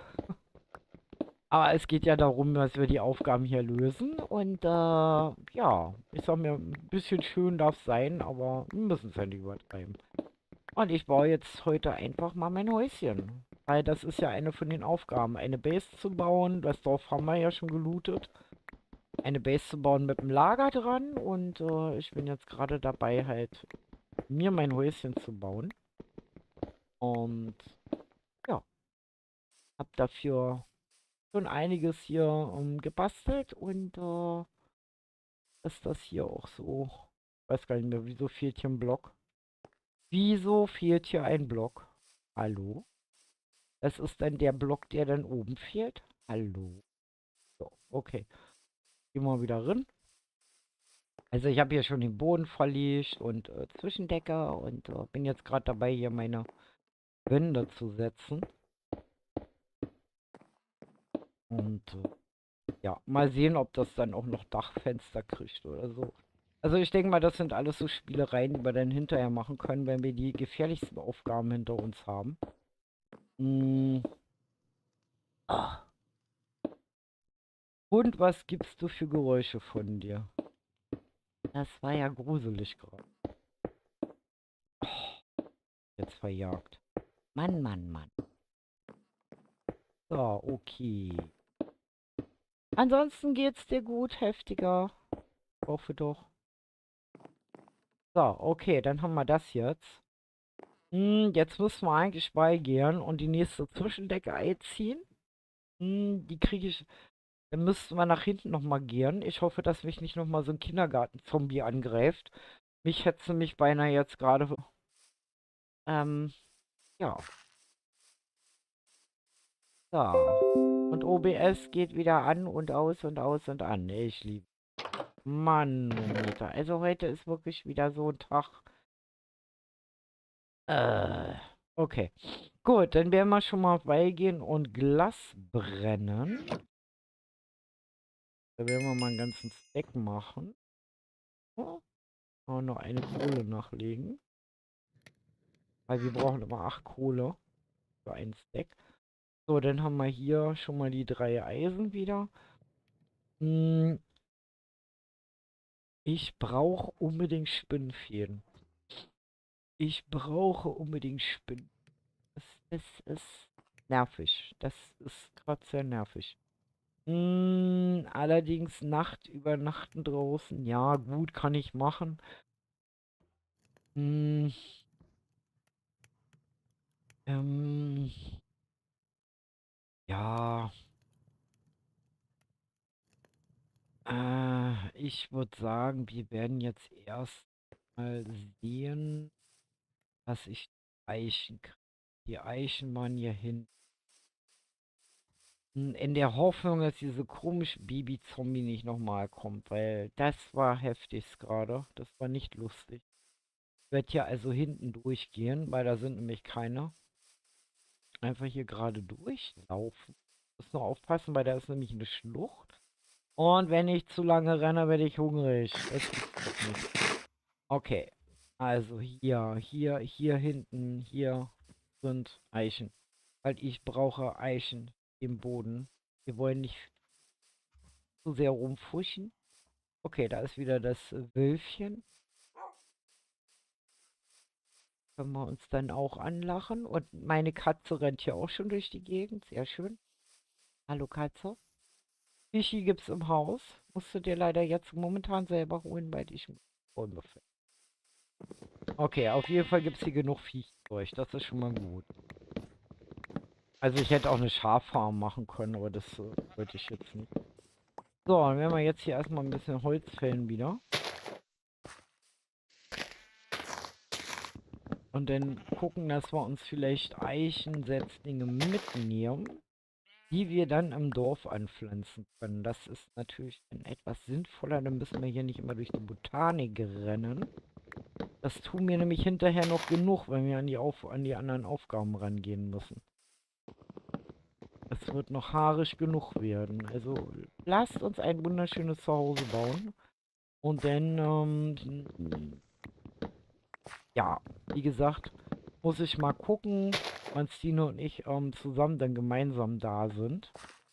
Damit wir halt diese etwas gefährlichen Aufgaben angehen können. Ja, die haben es echt in sich. Also alleine weiß ich definitiv, schaffen wir. Also es haben schon einige gesagt, lasst uns mal dann zusammengehen. Dinge zusammentun. Okay, das ist schon mal vorteilhaft, dass hier mehrere Biome in einem sind.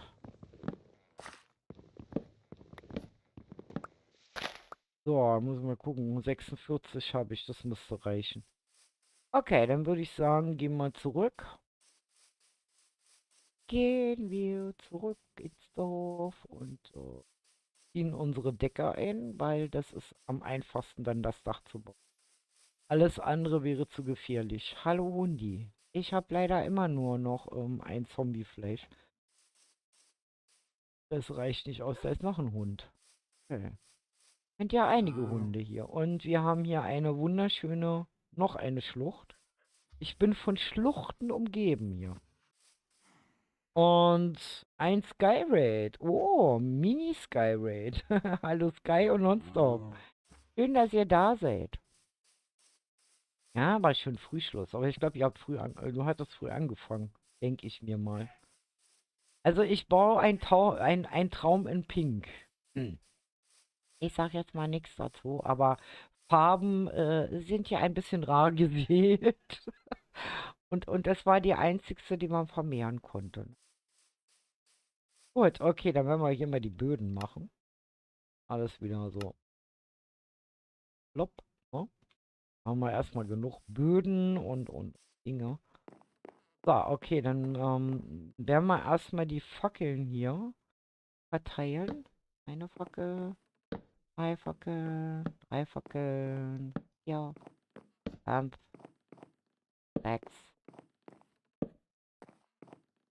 acht und neun hatte ich in der Hand. Sehr schön.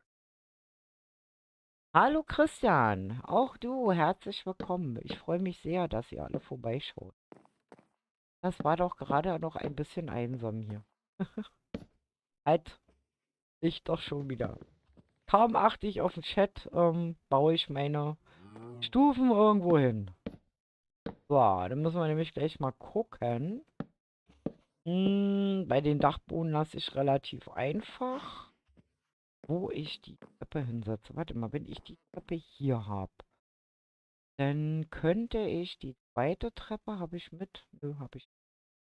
Okay, dann müssen wir das Zeug erstmal holen. Moment. Moment. Moment. Uns fehlt Tatsache ein bisschen Fichten. Genauer gesagt, bei Wände machen wir das ja. So, haben wir noch 45 Stück, die dürften ja wohl reichen. So, okay. Also ich habe auch mal so eine kleine Hardcore-Challenge gemacht. Wie gesagt, Beton machen, ne? So 64 Blöcke hochstecken, Wasser drüber kippen und wieder nach unten bauen. Das zweimal, also ich hab's überlebt. Okay. So, machen wir hier. Genau, hier gehen wir mit der Treppe hoch. Halt, natürlich nicht als Muster, sondern als Treppe, bitteschön. Ja. Oh, Treppe, Treppe. Da. Ach, ich liebe das immer. Treppe, bis wir oben sind. Treppe. Ich glaube, wir haben's. Da, okay, wir haben's. So, okay.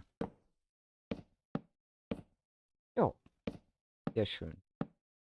So muss das sein. Weil, vielleicht schaffe ich das heute sogar noch, das Dach zu machen. Aber ich denke schon. Ja, das schaffen wir. Ich muss halt nur viel Ressourcen farmen momentan. 10 Likes jetzt. Oh, vielen Dank. Schöne Grüße von Sky und Niki. Ja, vielen lieben Dank. Ich bin jetzt hier aber nicht alleine. Nein, Niki ist noch da. Gut. Ich wollte schon sagen. Wie gesagt, die anderen, die haben halt andere Streamtage. Das ist das Problem. Ich habe das aber ganz bewusst so gewählt, dass ich also an den besonderen Tagen quasi Dienstags und Donnerstag besondere Projekte streamen werde immer. Und ansonsten, wie gesagt, geht momentan der Community-Server vor und Momentum. Und ja, aber ich denke mal, ihr habt auch so euren Spaß, weil ich weiß, ihr guckt ja auch irgendwo immer nach. Ich habe hier übrigens kleine Mini-Lags drin heute. Ich habe keine Ahnung. Kann mein Internet sein. Ich weiß es nicht.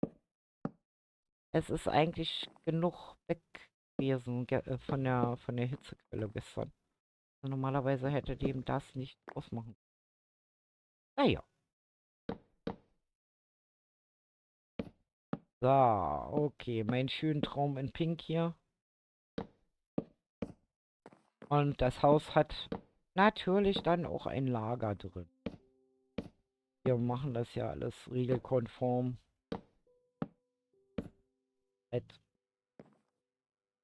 Irgendwie. Ja, ja, Pfeil nach unten. Mach mal. Von mir aus. Alles gut. So, kann auch sein, dass wir generell wieder so ein bisschen Holzleitung haben. Ich weiß es nicht. So, kein Plan. Wir gehen da durch. Und bei dir der Farbe ins Geist Nähe. Bei der Farbe ins Geist Nähe würde sie ausflippen. Ja, klar. Aber das war eben wirklich nur Bequemlichkeit. Und mich hat Tatsache gerade eben fast dahin gerafft von so einem blöden kleinen Kindergarten-Zombie wieder. Also die Haupttodesursache hier momentan in dem Projekt, was ich so mitgekriegt habe. Wieso stelle ich den jetzt da hin? Ah, ich kann. Ja, ja.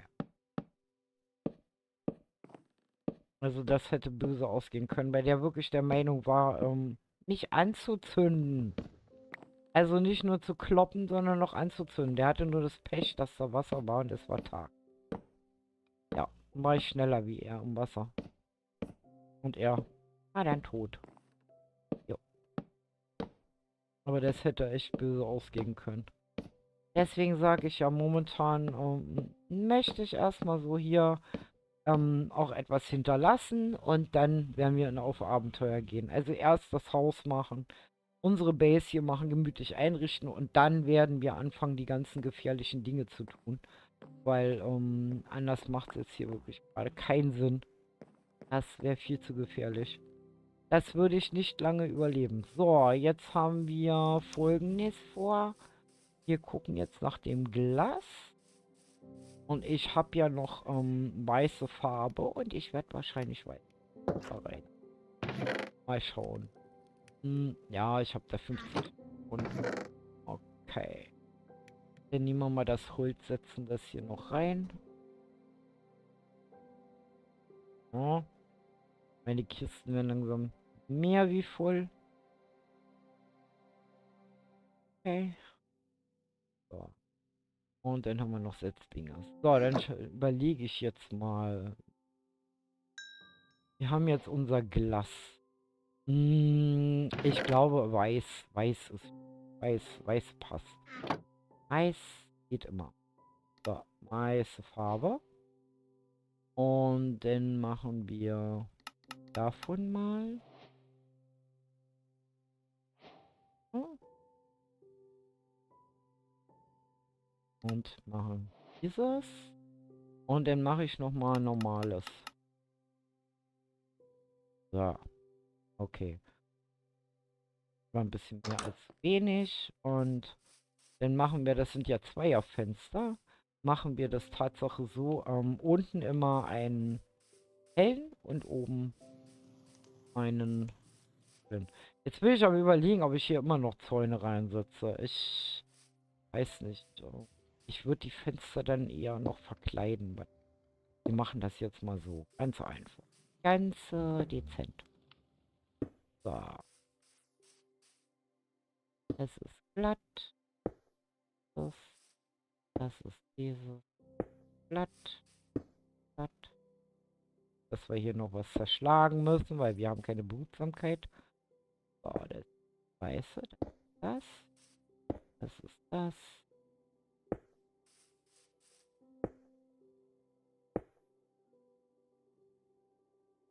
Was war denn, was war das denn? Wurde gerade kurz rausgeschmissen. Äh, keine Ahnung, weil mein OBS spinnt heute ein bisschen. Das kann gut sein, dass OBS da ein bisschen Schindluder treibt momentan. Ich weiß es nicht. Ich habe keinen Plan heute. Also ich hoffe ja immer, dass nichts irgendwas abgekriegt hat gestern. Und ich mir das nicht vorstellen kann. So, dann machen wir jetzt alle mal oben.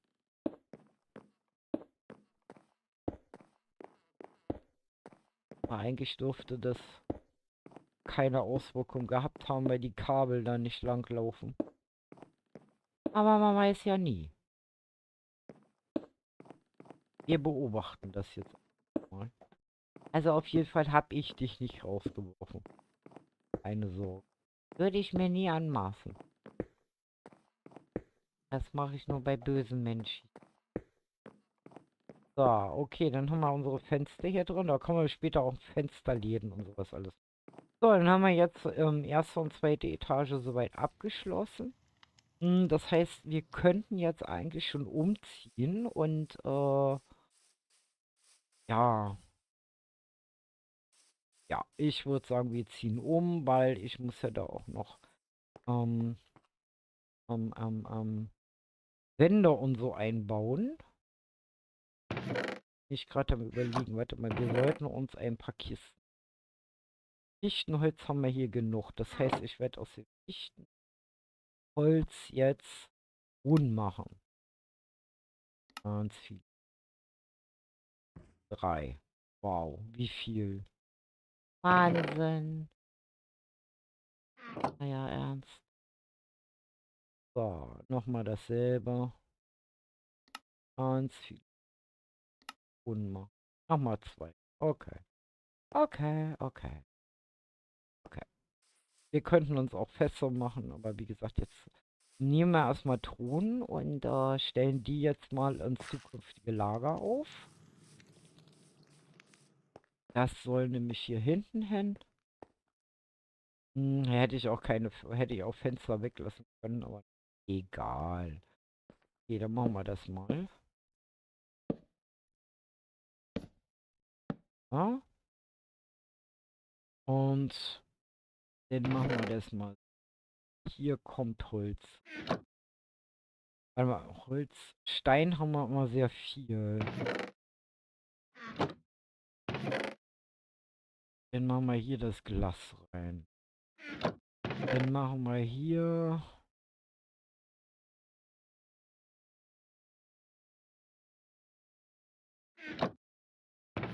Ah, der Mann hat keine Rechte. Es wird noch anders. Machen wir erstmal so eine grobe Sortierung, weil ich möchte jetzt Sachen da raus haben. Wer schießt denn jetzt schon wieder auf mich? Wieso?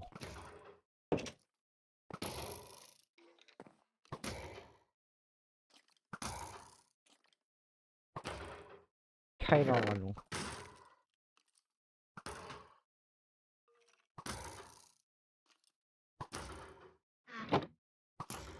Ich habe keine Ahnung, was da draußen gerade passiert. Hier schießt irgendjemand auf meinen Golem.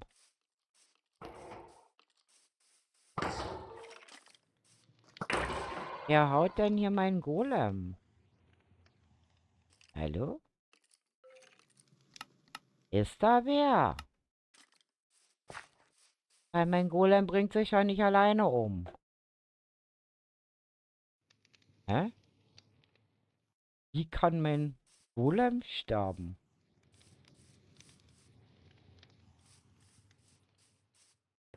Ja, unerklärlich gerade. Was ist hier gerade vorgefallen? Was geht hier vor? Wo sind meine Villager vor allen Dingen? Sind die alle im Bett oder was? Mal gucken. Ist hier jemand im Bett? Nein. Hier vor? Hä? Was zur Hölle? Wer ist der ins Loch gefallen? Nö. Wo sind denn meine Villager alle? Hm? Ich bin doch die ganze Zeit hier. Hier ist auch keiner. Hä? Hier los? Da hinten ist ein einziger Villager? Wie geht das? Ein Raid ist hier auch nicht. Ähm, muss ich das jetzt verstehen? Wo sind meine ganzen Villager abgeblieben?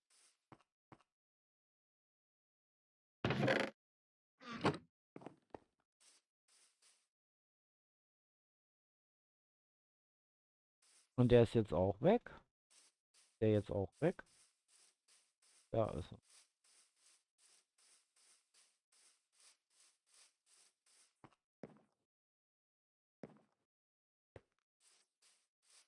Herr Villager, wo treiben Sie sich denn hier rum?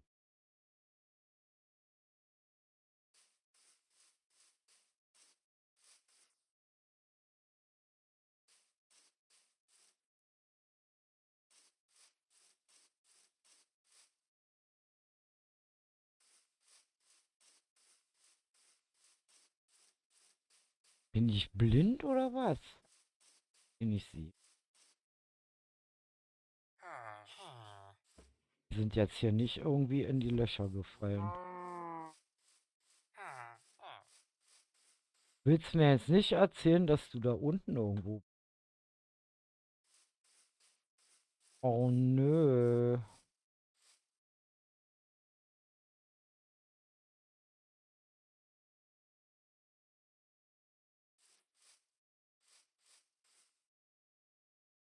Was denn? Hä? Herr Villager, wo sind Sie?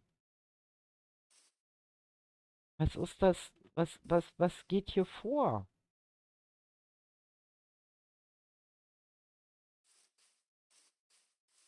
Der ist hier unten. Der ist hier unter mir. Hä? Die jetzt hier reingelaufen oder was? Oh nein. Was macht ihr denn hier? Ist doch nicht wahr. Ist jetzt nicht euer Ernst, oder? Ey, ihr seid so dumm. Dumm, dümmer am dümmsten. Dümmer geht's nicht. Kommen Sie mal raus da. Ich glaub's hackt langsam. Können wir hier nicht einfach da unten reingehen? So, und du auch hoch. Los, Abmarsch. Wie ist das denn zu fassen, ey? Ich mach, die machen mich einfach irre. So, warte mal. Da irgendwie mal mir was einfallen lassen. So. Ich habe mich schon gewundert, aber wo ist der Golem abgeblieben? Warum ist der Golem kaputt gegangen? Ich weiß es nicht. Oder alle auf Wanderschiff. Ja, genau. Ein Skelett hat meinen Golem getötet, okay. Es durfte ja gar keine Skelette geben am Heiligten Tag. Irgendwie. Hm. Sehr merkwürdig. Naja, egal. Okay, wir werden mal die Kiste nehmen und werden die jetzt hier mal daneben stellen. Und da kommt jetzt erstmal mein Essen rein. Essen, Essen, Essen. So, dann haben wir hier noch so eine Pilzsamenfarbe Kiste. Also am Anfang haben wir ja noch nicht so viele. So, genau. Kümmern Sie sich gefälligerweise mal ums Essen hier, ja? Das geht ja gar nicht. Gucken.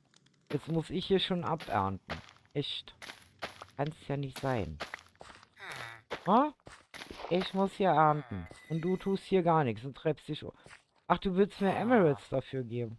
Okay. Oh ja, dann gut zu wissen. Was soll das? Na, sag mal. Geht's dir noch gut? Du kannst doch hier nicht einfach meine Kartoffeln abbauen. Du sollst sie ankaufen und nicht vom Feld klauen. Sag mal. Ich weiß ja nicht, was du für Vorstellungen hier hast. Aber so geht's nicht, ja? Also, echt mal. Habt ihr das gesehen? Da hat der mir glatt meine Kartoffeln vom Feld geklaut. So, das ist Handelware. So, okay. Gut, dann gehen wir die nächste Kiste holen. Und vor allen Dingen müssen wir uns gleich hier mal eine Tür machen. Und unterlassen Sie bitte das Kartoffelklauen, ja? Wäre nett. So, okay, wir ziehen jetzt um. Okay. Dann nehmen wir schon mal alles an Stein und Kies und Sand hier raus und Erde. Weil es macht auch nicht so Sinn, so übermäßig zu sortieren. Was für ein hässlich. Oh, alles gut. Okay. Gut, dann packen wir da mal das hin, das hin, das hin. Das mal so schön dahin. Mache ich hier hin. Das dahin. Das ist Kies. Das ist Stein. Das ist Kobbel. Okay, haben wir das schon mal? Jetzt gehen wir das Holz holen. Da ist ja nicht mehr so viel. Und dann so viel Kleinkram vor allen Dingen. Hopp. Und das Bett natürlich. Vergessen. Hm, das ganze Holz. Und dann nehmen wir Trockenbeton mit. Okay.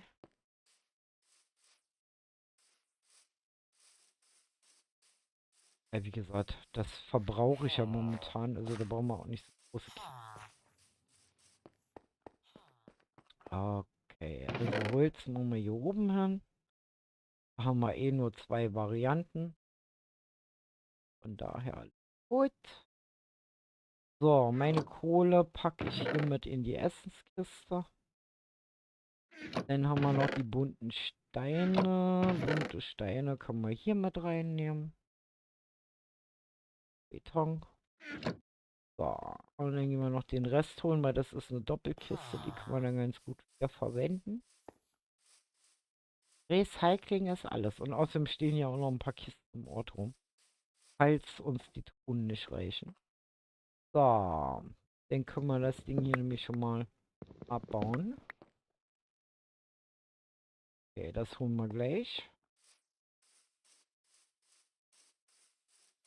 Überleg mal, was ich mit den ganzen Feuersteinen anfange. Ah, Pfeile könnten wir da machen. Müssen wir mal gucken, dass wir irgendwie ein paar Hühner hier kriegen. Okay. Haben wir hier noch Kohle. Da haben wir das. Setzlinge können wir hier unten machen. Das ist so extra Zeug. Leder und fürs und dieses und jenes.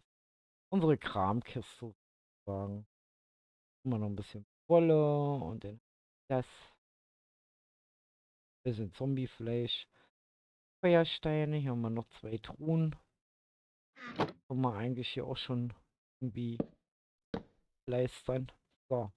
Okay, dann haben wir jetzt unseren Ofen, unsere Werkbank. Müssen wir uns überlegen, wo wir die Küche hinmachen. Und das Bettchen. Bin ich der Meinung, könnten wir uns ein Magenta farmen. So, und das, das lassen wir noch. Und dann bauen wir jetzt einmal den Ofen ab. Einmal die Bank. Okay. Licht ist hier noch im Haus. Alles gut. Und wenn wir da ein bisschen mehr Wolle haben, dann können wir da auch wieder beigehen und noch mehr Betten reinstellen. Ich bin sowieso am Überlegen, wie wir das am besten alles machen. Also ich würde ja die Villager auch gerne hier unterbringen. Hm, so, wo machen wir die Küche hin? Ja, die Küche können wir hier hin machen. Dann können wir uns hier eine schöne Sitzecke machen. Und zwar habe ich mir überlegt, weil wir ja hier Wände einziehen, würde ich...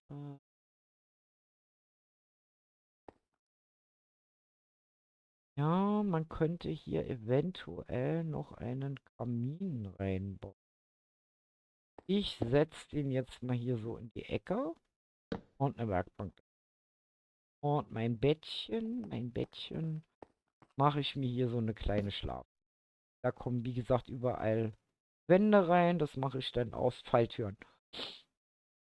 Vielleicht irgendwas festgebackt oder alle Villager haben Wandertag, sind gerade alleine hier. Niemand außer wir sind hier. Naja, ich habe damit kein Problem. Überhaupt nicht. Das, also, wie gesagt, ich kann auch so mit einer Person im Chat interagieren. Also, das ist für mich nicht. Ich freue mich natürlich, wenn immer ganz viele hier zuschauen, aber ich weiß auch, dienstags ist immer Coco am Stream und der hat heute etwas Besonderes, was er macht. Und deswegen, ja, ist das schon okay, wie es ist. So, okay, dann müssen wir hier mal Türen machen. Oh, und, und. Somit haben wir jetzt unsere Tür drin im Haus. Oben haben wir schon einen Deckel drauf, aber wie gesagt, ja, ist noch relativ offen alles. So, dann nehmen wir mal das Holz, schmeißen es hier rein. Nehmen das jetzt hier und fangen an, dann schon mal die Falltüren zu machen. Für draußen brauche ich noch nicht. Möchte das jetzt hier erst machen. Aber natürlich man sollte das vielleicht ummanteln. 8 Falltüren. Kommen wir nicht besonders weit, aber okay. So, hier möchte ich dann sozusagen, dass da eine Decke gemacht wird. Ja, so. Also das geht dann jetzt so schöne Wände. Ja, das heißt also wieder Holz fällen bis zum geht nicht mehr und ah ja, jetzt taucht hier auch noch eine Hexe auf. Ist jetzt nicht euer Ernst. Und Hexe. Ja, Hexe. Hexe ist immer gut, aber Vergiftungen sind nicht gut. Also riskiere ich das jetzt nicht. Ich brauche Tatsache Pfeil und Bogen. So, das heißt, das, was ich jetzt machen könnte, jetzt erstmal Bett markieren. Das, was ich jetzt machen könnte, ist Tatsache Mir noch mehr Holz holen.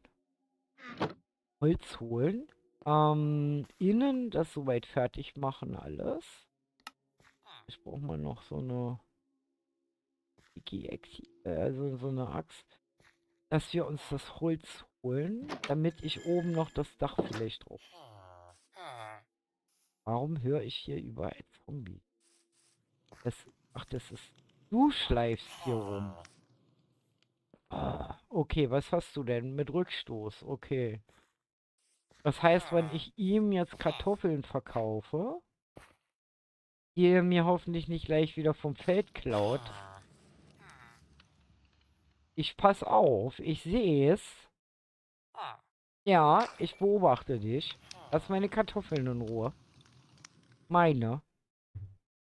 Ich kann gerne mit dir tauschen, aber lass die Finger von denen. Ich schwör's dir. Ich hau dir auf die Finger. Geh weg.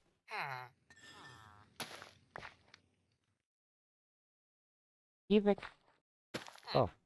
Ich muss eine geheime Kartoffelfarm hier noch anbauen, glaube ich. Okay, also wie gesagt, mit dem Herrn können wir dann Dinge tauschen.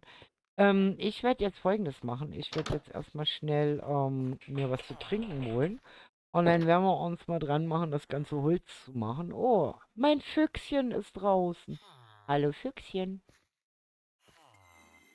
Ah, das ist das Mädel heute mal. Das Fuchsmädel. Hallo. Kuckuck. Immer niedlich, die bleibt immer vor meinem Fenster hier stehen. Und bitte nicht vergessen, einen Teppich vor die Tür legen. Außen. Was, damit keiner außer Spielern rein oder raus können. Ja, das ist eine gute Idee. Ich habe allerdings nur noch eine Wolle. Hm. Ja, das ist das Problem. Also, ich stelle mich mal hier kurz hin und hole mir mal kurz was zu trinken. Und bin gleich wieder da.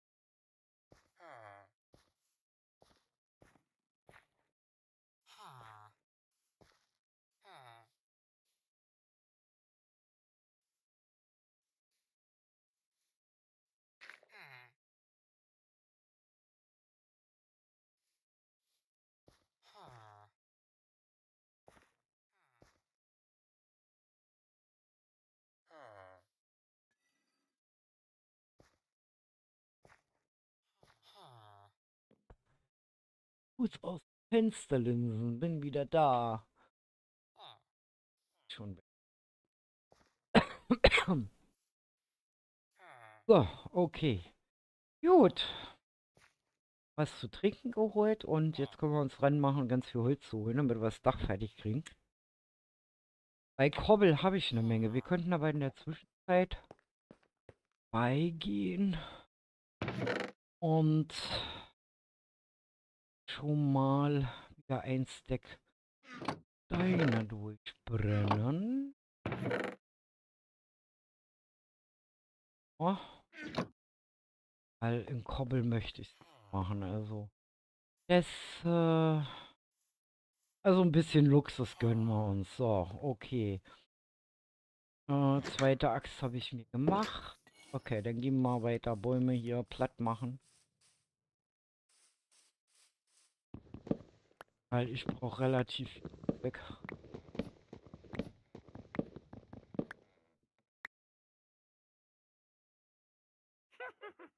War so klar, ich hätte ihn mal stehen lassen sollen. Den. So. Der natürlich doch noch. Ja. Aber wie gesagt, ich muss auch gleich gerade mal gucken, wo das Fuchs hingelaufen ist. Oh, mein Hund hat die. Mein junger Hund hat die ja schon entdeckt. So. Heute gerade raus. Aber das gibt's. Weil. Nee. Eine Füchse sind mir heilig hier. bin so stolz, weil ich habe nämlich immer ein Fuchsmädchen und ein Fuchsmännchen. Beide mich hier immer besuchen kommen. Eben nicht weit von hier haben die ihren Bau. Und letztes Jahr hat die mir auch ihre kleinen Fuchskinder mal vorgestellt. Da kamen sie mit der ganzen Familie. Ich habe mir hinterm Haus so so ein kleines Waldgrundstück. Ein Fichtenwald. Also so wie es hier auch ist. Und ja, ich freue mich immer ganz doll, wenn die. Oh, ja, dann gibt die sind so hässlich. Sehr nicht schön. Da bauen wir lieber ein paar Custom Trees oder so hier hin. Notfalls oder ein paar große wären auch nicht schlecht. Die bei mir dann aber nicht zum Abbauen, sondern eher dazu gedacht sind, das hier ein bisschen hübscher und heller zu machen. Weil hier sind doch arg viele Löcher und Co. Ja? Ne? Weil die gehen ganz schön tief hier rein. Was aber für uns natürlich vom Vorteil ist, weil wir auch nicht so weit laufen müssen, wenn wir in irgendwelche Höhlen rein wollen. Und das Schöne ist, Rio hat mir mal erzählt, dass wenn dass unter solchen hohen Bergen, wie sie da hinten sind, Tatsache Ancient City sind. Das kann gut sein, dass unter dem Berg dann eine Ancient City. Also bräuchten wir gar nicht so weit laufen und machen und tun, sondern haben ja eigentlich alles so, was wir brauchen vor Ort. Das ist natürlich super.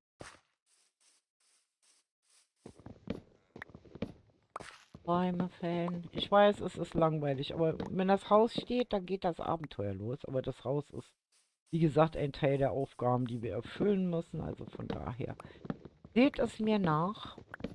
Von außen fehlen auch immer noch ganz viele Dinge und, ne? Also hier ist zum Beispiel noch keine Leiste drin.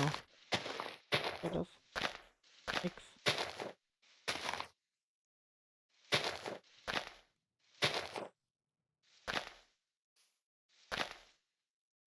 Ja, lösen, damit er weggeht. Stehen bleiben. Ich sammle auf jeden Fall die Setzlinge alle mal auf, damit wir hinterher einen schönen Hochtannenwald sozusagen ja anlichten können. So. Dann kann man nämlich die Flächen unten drunter viel besser nutzen. Also Felder anlegen und all solche Dinge tun.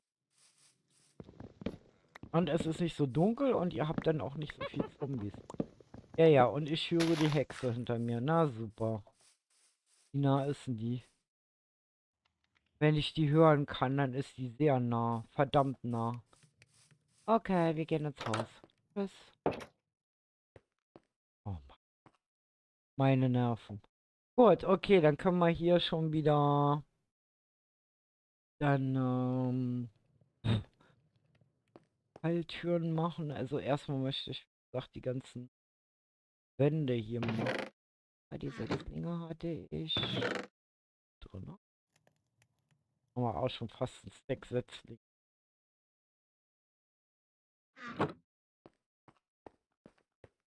Mal unsere ganzen Falltüren hier.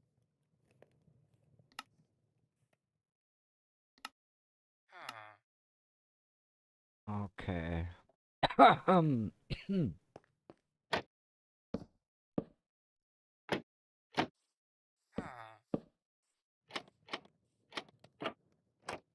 Eine Wände hier einziehen.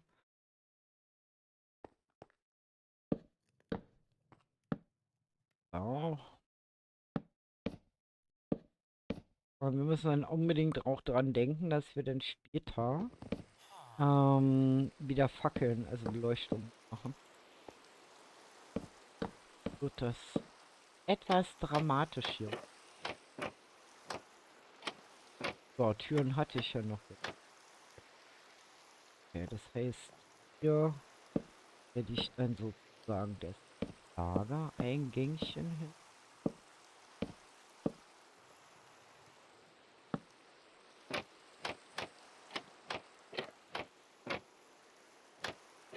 Okay, jetzt Lage rein. Hier ist meine Schlafkammer.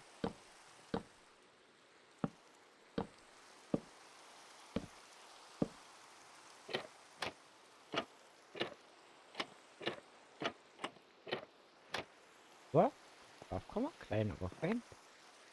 So, gleich hier Licht. Hier ist noch Licht. Schön. Okay. Und dann möchte ich das hier auch.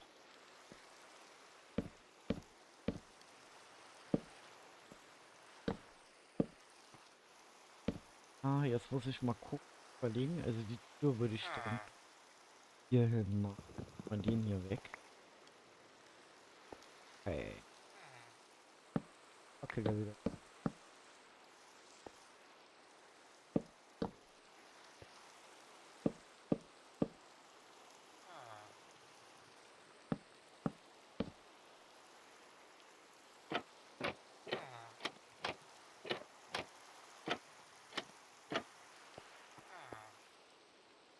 Ja, das kann ich ja nicht bauen. Ach, der mit seinem Geschleife da. Der irritiert mich. Ich denke immer Wunder, was da ist, weil ich den Ton so leise habe. Damit ihr ja nicht euch mal zu Tode erschreckt.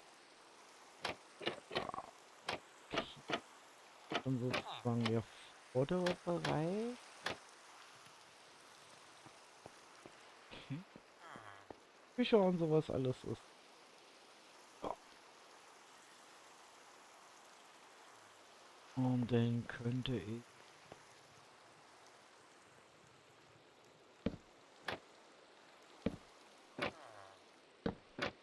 das auch noch so ein bisschen.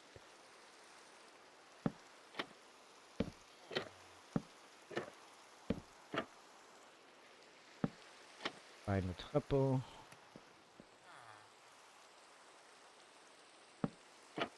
Ja.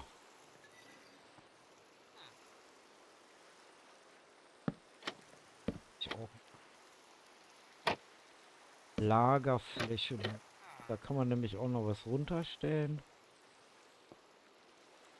Dann machen wir hier. Nee, das geht nicht. Weil die da so.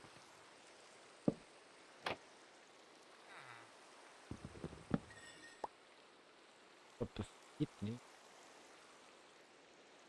Hm, dann nehmen wir den hier weg. Weg. So, das geht.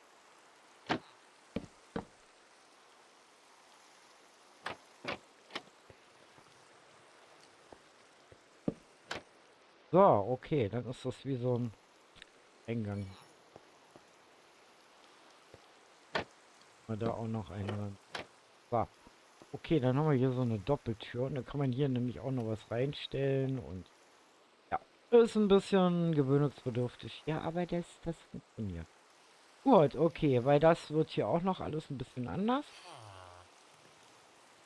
Und hallo Ria.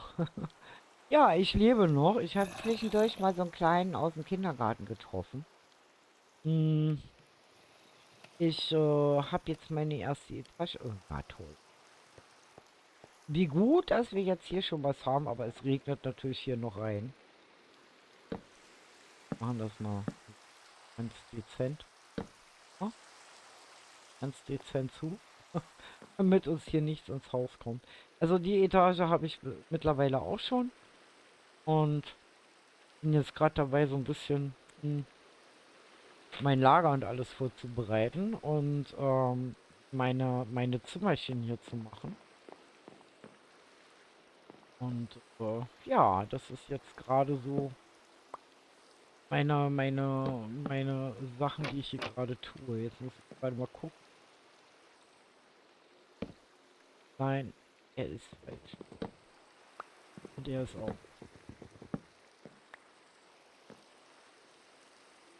Genau. Okay, ich möchte das schon. Also die hier hin. Ja, das ist ja ein... Na toll, jetzt schlägt hier auch noch der Blitz ein. Und Donner und... Ja, es ist super genial. So, ich zeichne mir schon mal an. Eine Falltür. Okay.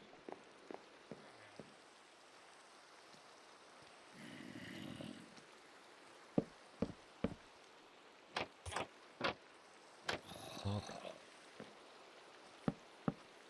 Ach, schon wieder Fall. Ich bin Nummer 1 weiter. Warum molken hier Zombies? Geht mal weg. Ich brauche keine. So, das haben wir hier schon fertig.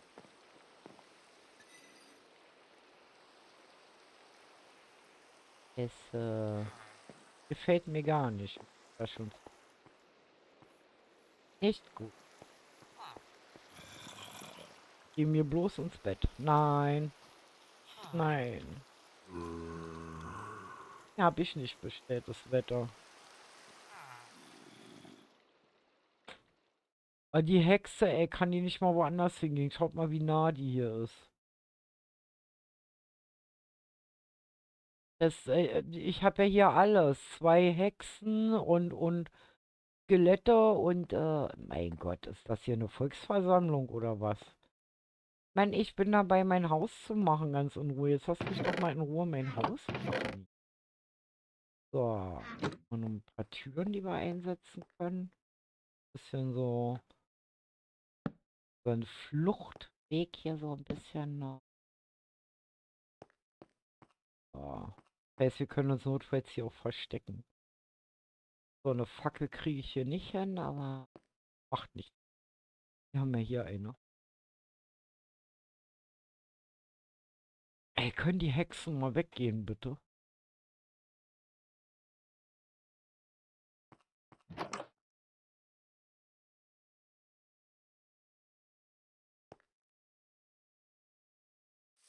Hallo? Äh, guten Tag. Äh, ich habe da gerade noch einen anderen Besucher gesehen. Au! Au! Was fällt Ihnen ein, hier den Händler zu beschießen, der mich hier freundlicherweise besuchen kommt? Ähm, ja toll, er hat natürlich grünen Farbstoff, den wir hätten gebrauchen können. Ja, tut mir leid. Aber wissen Sie, ich sag mal so, ich hätte da einen Plan. Was halten Sie davon, wenn Sie mir die Leinen überlassen?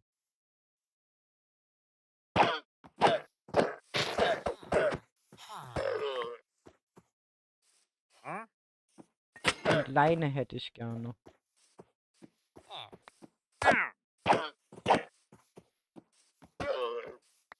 Hier. Dankeschön. Sorry. War was? Ne? Denk dran, Kartoffeln stehen lassen. Nicht wegmachen. Kannst das Weizen ernten. Okay. Wir hätten da ein paar Leinen. Ihr habt nichts gesehen. Ich habe nichts getan. So, okay. Wir hätten da ein paar Leinen und wir hätten dann noch ein bisschen Leder. Das ist Weizen. Ja, passt. Und ein bisschen Knochen noch wieder. Das ist doch ganz nett. Hallo Ria, 12 Likes jetzt. Lieber eins zu weit als eins zu nah. Ja, genau. Ah, diese Hexe macht mich ja fertig. Kann die nicht, hat die kein Zuhause oder was? Kann die nicht woanders hingehen? Meine Hexe überlebe ich hier nicht. Das weiß ich jetzt schon. So, ich brauche unbedingt einen Bogen. Das ist so sicher wie das Arm in der Kirche. 8 Pfeile habe ich schon. Ich brauche Hühner. Weil ich brauche mindestens einen Faden noch. Einen einzigen Faden brauche ich. Hm, Ich höre sie. Ganz nah. Geh weg, Hexe. Gott. Ey. Ich gehe nach oben. Ich will sie gar nicht sehen. Die hockt hier unten an meinem Haus. Die ist hier irgendwo in meinem Haus. Kannst du nicht da irgendwie in das Ding da reinfallen? Geht das nicht? Ja, Mann, Hexe. Hau ab. Ich trau mich nicht aus dem Haus, ey. Oh Mann. Hab sie gesehen. Mist. Weg hier. Ich bin weg. Ich bin weg. Tschüss. Tschüss. Ich mag keine Hexen. Und schon gar nicht im Hardcore. Das ist das Schlimmste. Das ist das Schlimmste. Es war Akupunktur auf der Suche nach Patienten. Voll auf. Skelett, ja. Wohl. Ah, ich klick mal hier an. Oh Mann, Leute. Warum muss die Hexe hierher kommen? Warum tut sie? Und die nistet sich da jetzt richtig ein. Und ich habe keinen Bogen. Ich sollte angeln gehen. Ich sollte angeln gehen und gucken, ob ich einen Bogen kriege. Das ist jetzt der einzigste Weg, den ich machen kann. Wir fahren mal mit dem Boot ein Stückchen weg. Und ich muss mal gucken, ob wir da irgendwie, irgendwie an einen Bogen rankommen, weil das geht gar nicht. Ich brauche dringend einen Bogen. So, hier stehen wir relativ sicher. Und wir probieren es jetzt einfach mal, weil das Wasser muss ja eine gewisse Tiefe haben, damit wir sowas rausziehen. Also wir konzentrieren uns jetzt unbedingt drauf, dass wir jetzt einen Bogen aus dem Wasser ziehen. Also drückt mir die Daumen, dass wir einen verzauberten Bogen hier rausziehen. Ähm, weil wenn die Hexe dort bleibt, dann haben wir ein massives Problem. Weil die überlebe ich nicht. Das weiß ich jetzt schon. Das nicht gut. Das ist gar nicht gut, wie er ist. Also momentan ist sie wieder weg, aber wenn eine Hexe da spawnt, dann kann das gut sein, dass da nochmal eine kommt. Flauschkopf, herzlich willkommen und vielen lieben Dank für das Abo. Vielen Dank und für die Mitgliedschaft. Vielen lieben Dank.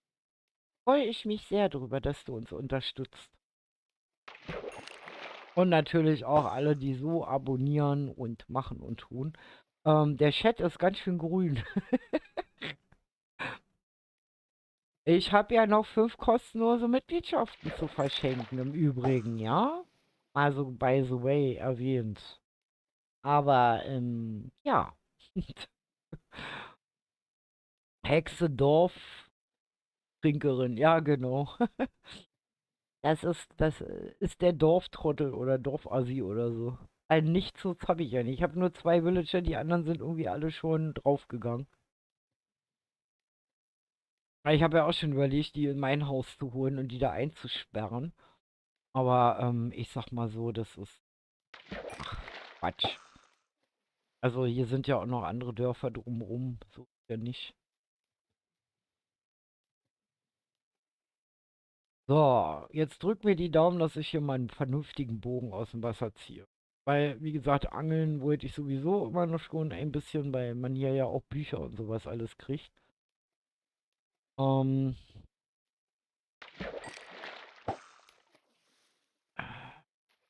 Ich hoffe nur, dass meine 2 Villager hier überleben. Aber ich weiß, wie gesagt, Stine ist da affiner wie ich. Mit Villagern, die wohnt ja nicht weit weg. Es sei denn, sie ist aus dem Dorf wieder weggezogen, was ich nicht weiß. Weil sie andere Tage, Streamtage momentan hat. Hm, muss ich mal gucken, aber es wird sich schon einer finden, der bei sich im Dorf dann auch passende Bücher oder so hat. Meine Daumen sind gedrückt, ja. Wie gesagt, ganz zwingend notwendig, weil, wie gesagt, Kindergarten und Skelette und so, die haben es echt in sich. Oder Hexen halt, das sind wirklich, da hast du echt, wenn du Pech hast, keine Chance. Oder auch ein Creeper kannst du dann eher auf Abstand wahren, was ja nicht das Schlechteste ist. den Feind vorher platt zu machen.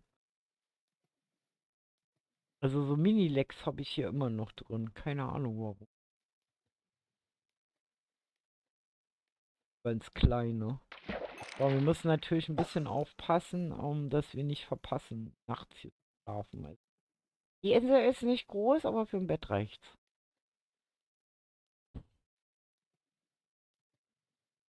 Ich finde das übrigens lustig, dass wir immer, als auch wenn du Hardcore spielst, dass du automatisch immer das Bett anklickst. Jetzt kommt die Meldung rein. Da ist sie. Mein Tippi ist ein bisschen langsam heute. Eigentlich allgemein. So, okay. Also ein bisschen minimale Ausrüstung, wie gesagt, brauche ich noch, um das Dach zu machen. Kannst du auf meinen Sohn reagieren? Wenn ich wüsste, wer dein Sohn ist.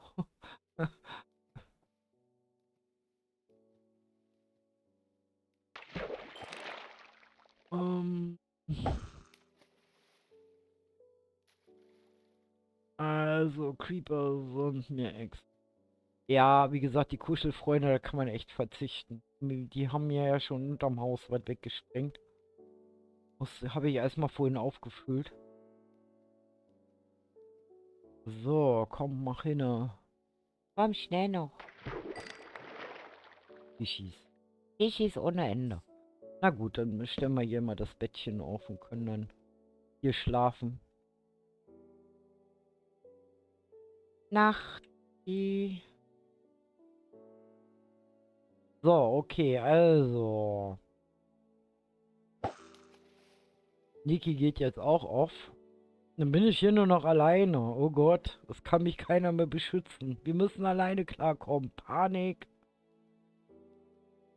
Alles gut, alles gut. Also bis 10:30 mache ich auf jeden Fall noch und mal gucken, wie weit die Hunde noch ruhig sind. Weil ich habe auch noch kein Abendbrot gegessen, weil das lange gedauert hat heute alles. Weil ich ja erstmal den ganzen Mist von gestern noch wegmachen musste. Ah. So. Aber so einen Bogen jetzt noch rauszuziehen wäre natürlich ganz gut. Also bei dem Projekt, wie gesagt, das ist eins, was unsere Niki aus dem Klötzchen-Team erstellt hat. Ich weiß es nicht. Also wie gesagt, ich weiß nur, also Bedingung ist Video oder Stream machen und also ob da ein Aufnahmestopp ist, weiß ich gar nicht. Also keine Ahnung, ich weiß es nicht, wie weit. Also wir müssen es vielleicht Niki oder so mal anschreiben und sie fragen. Also wenn du streamst, oder Videos machst, also letztendlich hat sie die Entscheidung. Da, wo man mitmachen kann, ist auf Kanalstufe 2. Wie gesagt, wir haben einen Community-Server, einen ganz speziellen. Da streame ich morgen wieder von. Und ich sag mal so, ich den jetzt hinkriegt, ja. Da kannst du dann tatsächlich mit uns allen zusammenspielen. Also, wie gesagt, am besten guckst du morgen vorbei oder schaust Streams rückwirkend mal an von dem Community-Server von unserer ganzen Gruppe. Weil, wie gesagt, also unsere Projekte sind eigentlich immer so ausgelegt, dass es immer so eine Bewerbungszeit gibt. Und ja, wenn die abgeschlossen ist, dann sind das immer in sich geschlossene Gruppen. Ob jetzt da noch welche reinkommen bei Niki, weiß ich nicht. Das, wie gesagt, musste sie anfragen. Ja, dann schlaf schön, Christian. Und bis morgen. Werd hier dauernd rausgeschmissen. Noch einen schönen. Ja, keine Ahnung. Also wie gesagt, die anderen haben da nicht so das Problem. Warum das so ist. Keine Ahnung. Ich weiß es nicht. Kommt auch immer, glaube ich, ein bisschen drauf an, mit was du den Stream guckst. PC, Handy oder so. Ne? Also wie gesagt, also da, wo ihr mitspielen könnt halt. Was es noch geben wird in den nächsten Tagen, ist, dass ihr euch als neues Teammitglied bewerben können für das Projekt Momentum. Da kommen aber demnächst noch die Infos. Also vom Vorteil wäre es, Flauschkopf immer im Discord auch zu sein. Also da kommen immer alle Infos, wenn neue Projekte anstehen und halt auch Leute aus der Community mitspielen können. Das ist so der Tipp, den ich dir gebe. Das ist die beste Infoquelle eigentlich immer, weil manchmal vergesse ich auch den Community-Tab zu schreiben, weil ich überall dann immer Werbung machen muss und manchmal vergesse ich das. Ich will doch nur einen Bogen. Komm, ich hab sonst immer so ein Glück. Warum habe ich hier kein Glück? Man kriegt nur einen blöden Knochen. Beim letzten Mal habe ich nur so ein blödes Seerosenblatt gekriegt. Kann noch nicht sein.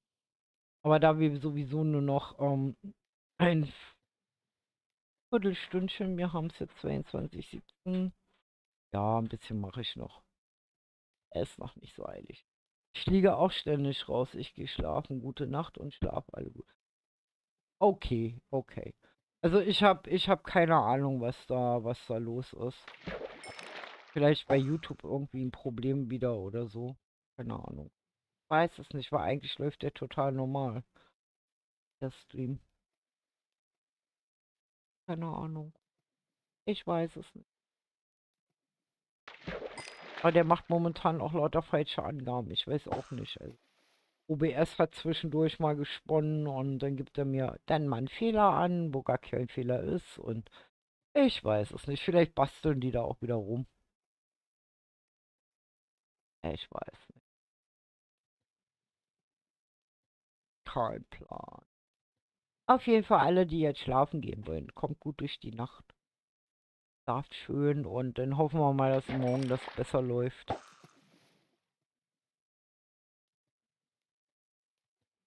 Aber wie gesagt, der Sonnenschein, ja. Also was wichtig ist halt immer, dass ihr die richtige Einstellung habt halt, ne? Also, ähm, bei mir ist eigentlich immer 720 von der Grafikauflösung.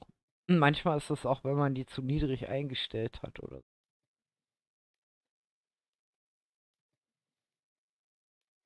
Dumm, dumm, dumm, dumm, dumm. Aber wie gesagt, an solchen Tagen ist das sowieso immer so ein bisschen. Ich weiß nicht, wie gesagt, die machen da ganz viel momentan, ganz viel Veränderungen auf YouTube. Und mh, da sind immer zwischendurch dann solche Phasen, wo man dann rausfliegt. Aber ich denke mir, ihr guckt am Handy, oder? Kann das sein, dass ihr am Handy guckt?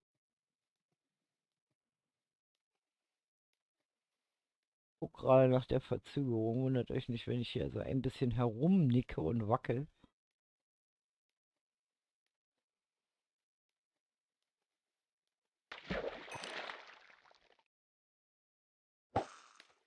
Na, ist eine ganz schöne Verzögerung wieder drin. Also eine halbe Minute bestimmt wieder. Kein Plan. Okay, PC. Keine Ahnung, woran das heute wieder liegt. Ich weiß. Habe ich jetzt eine Angel gekriegt? Hui. Ja, dann nehmen wir doch die reparieren. Das passt. Der Chat läuft, aber der Stream läuft ja am Handy.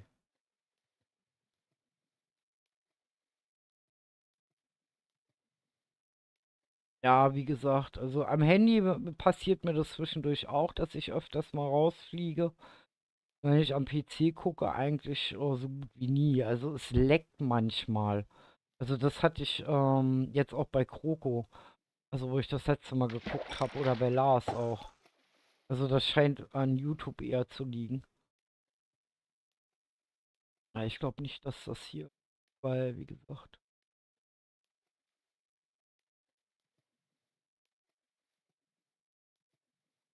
der Stream läuft nicht. Warte mal, das kann ich ja selber überprüfen. So, wartet mal.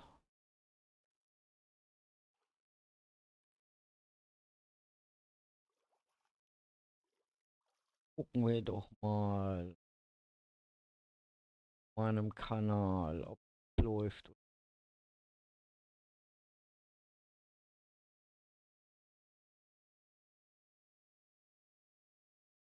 Also hier steht 2 aktiv. Da hat mich YouTube wieder rausgeschickt. Okay. Ich sehe, was ihr meint. Warum? Nö, es dauert. Also ich hab hier. Gucken wir doch mal. Ich höre mich, ich sehe mich. Alles Meinem gut. Kanal, ob es läuft. Nö, ist alles gut. Also ich habe ihn auch gerade an. Also trotz dessen, dass ich jetzt Also hier hier daneben steht bin. 2 Geht alles. Ja. Weil ihr hört's ja, ne? Da hat mich YouTube wieder rausgeschickt.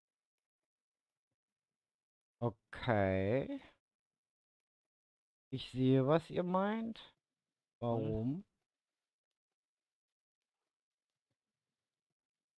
Nö. Nö, es dauert. Also ich Alles hab gut. hier. Gucken wir doch. Der Stream läuft. Ja, gute Nacht. Also wie gesagt, ich habe es gerade überprüft, der Stream läuft. Ah, da kommt immer Werbung und dann muss ich neu laden. Okay. Ich muss sowieso mal gucken, wie wir das ausstellen können mit der Werbung. Da werde ich mich mal sachkundig machen, weil das ist so ein bisschen zwangsgesteuert von YouTube. Ich weiß aber, dass einige das geschafft haben, Tatsache auszustellen.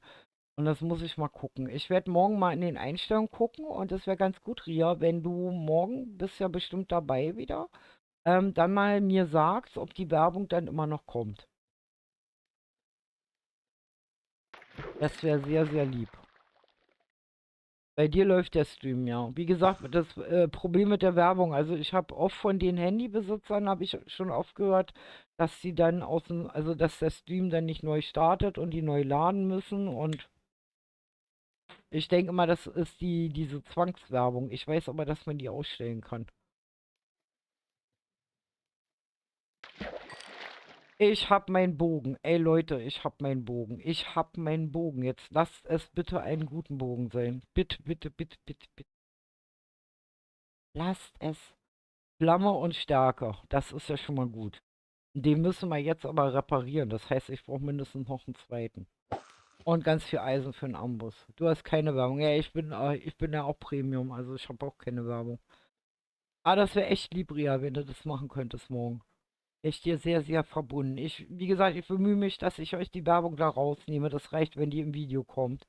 Die müssen wir nicht noch im Stream haben. Ich weiß, dass man es ausstellen kann irgendwo. Kriegen wir hin.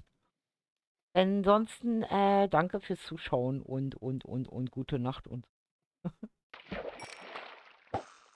Also, wie gesagt, ich werde mich bemühen. Wie gesagt, weil ihr steht im Vordergrund und nicht die Werbung. Weil die ist bei den Videos nachher genug drin. Also.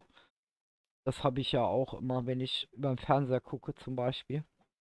Hab zwar auch meinen Premium-Account da, aber manchmal mag ich dann halt auch mal andere Sachen gucken.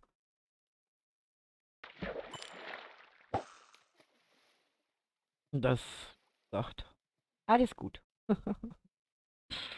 Alles gut. Ich freue mich übrigens morgen auch, wenn wir wieder auf dem Community-Server sind. Mm, Weil wir wollen ja dann noch was suchen. Und vor allen Dingen, ich möchte mich ja jetzt auch so langsam dran machen, mich für einen Bauplatz zu entscheiden. Hm, auf der einen Seite werde ich mal gucken, ob ich etwas übernehmen kann. Aber ich denke mal, dass ich das Ding, was ich vorhabe, dahin baue, wo ich gerade bin.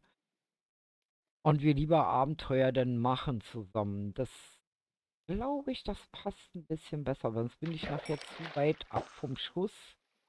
Das wäre nicht so gut, weil ich möchte ja mit euch, gerade wenn ihr neu auf den Server kommt oder so, doch mal schnell bei euch da hin sprinten, weil ja nicht immer ein Admin da ist. Kriegen wir hin. So, jetzt kriege ich hier schon Leder aus dem Wasser. Ich hätte jetzt gerne noch einen zweiten Bogen.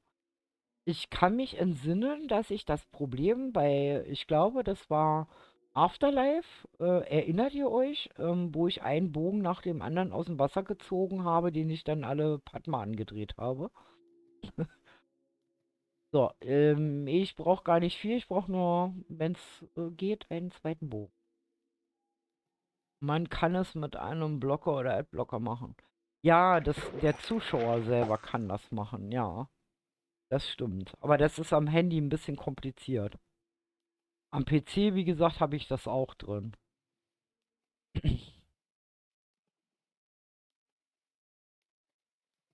Also wie gesagt, Männer hat den drin, weil er hat kein Premium. Ich habe Premium dadurch, dass der Kanal ja ein bisschen stabiler läuft. Vor allen Dingen, dass ich immer die Möglichkeit habe, auch ganz viele Shorts notfalls hochzuladen. Aber ihr habt schon gemerkt, Shorts sind nicht so meine Welt. Also mh, ihr könnt natürlich selber immer was klippen, was ich dann on stellen kann, aber selber so im Nachhinein mein Stream durchforsten nach irgendwelchen Clips, naja, muss ich nicht unbedingt haben. So, haben wir jetzt einen Name-Tag oder was habe ich jetzt? Ich weiß es gar nicht. Was haben wir denn hier rausgefunden? No, meine Angel ist jetzt repariert. Okay. Weiß nicht was. Was habe ich denn da gerade rausgefunden? Ein bisschen Kugelfisch oder sowas. Keine Ahnung. Also auf jeden Fall, wie gesagt, habe ich mich entschlossen, ich werde jetzt hier mein Haus dann zu Ende bauen. Genau, das ist auch Premium. Habe ich mir schon fast gedacht. ähm, mein Haus hier zu Ende bauen, also in der nächsten Folge. Und wir machen uns dann auf die Reise. Was soll ich denn jetzt mit Korallenfisch? Mal ganz ehrlich. Machen uns dann auf die Reise und werden dann mal so ein bisschen die Welt erkunden. Und vor allen Dingen, was wir brauchen, sind Diamanten, weil wir wollen ja irgendwann auch den Enderdrachen und den Warden besuchen. Und ich glaube, da ist es ganz sinnig, wenn ich dann etwas bessere Ausrüstung habe, als ich sie jetzt habe. Weil jetzt laufe ich Tatsache in Eisen und Gold rum. Also mein Goldkrönchen, das ist ja gut und schön. Das ist gut für Nether. Ne? Ihr wisst, die komischen Piglins da unten, die einen immer hinterherrennen, wenn man irgendwelche Truhen aufmacht. Und immer sehr böse zu mir sind. Aber ansonsten, wie gesagt, ja, stehen Dias eigentlich so im Vordergrund. Die sollten wir uns jetzt langsam dann auch mal holen. Und vor allen Dingen möchte ich überprüfen da hinten, ob unter meinem großen Berg, der da hinten ist, wirklich eine Ancient City ist, was nämlich sehr gut sein kann. Laut Aussage von Rio befinden sich nämlich immer unter ganz hohen Bergen diese Ancient City. Was natürlich sehr gut wäre, dann bräuchten wir nicht gar nicht so weit weg. Und Höhlen erforschen, wie gesagt, brauchen wir auch nicht so weit weg, weil ich habe hier eine riesengroße Schlucht mit ganz vielen Eingängen. Also ich habe nicht nur eine Schlucht, habe hier mehrere, wo wir dann auf Diamantensuche gehen können. Das wird sehr aufregend, aber dafür brauche ich einen vernünftigen Bogen, weil sonst funktioniert das nicht. Und wir müssen noch ein bisschen Eisen vorher farmen, damit wir, ja, vielleicht eine Mine anlegen. Habe ich auch schon überlegt, dass wir vielleicht eine Mine anlegen. Ich glaube, das ist gar keine schlechte Idee. Das wäre die gefahrloseste Art und Weise, in Hardcore eine Mine zu bauen, selber zu bauen. Und dann Strip Mining zu machen. Klar findet man in der Höhle eher Diamanten und schneller, aber es ist auch sehr gefährlich. Denke ich mal einfach mal drüber nach, was die beste Lösung ist. Und wie gesagt, ihr dürft euch eine Aufgabe überlegen, weil eine Aufgabe, wie gesagt, steht zwar, dass ich eine machen soll, die die Community bespaßt, aber ich sag mal so, ich, äh, ich übertrage euch hiermit die Ideensuche, was ich tun soll. Das könnt ihr dann mir dann mitteilen. So, jetzt haben wir 10:30. Ja, ja, ein bisschen kann man.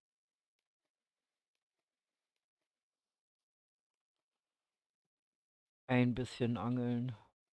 Vor allem, ich brauche ja auch Level, wenn ich dann vielleicht doch mal zaubern möchte oder so. Auf jeden Fall wird das noch ein Krampf werden mit dem Amboss.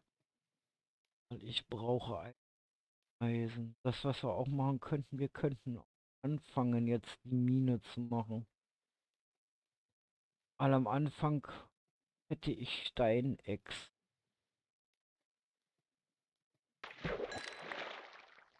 Ein bisschen schwierig. Jetzt ist mein Bett nass. Okay, wir machen uns mal auf den Weg rüber wieder. Der Hoffnung, dass diese blöde Hexe da weg ist.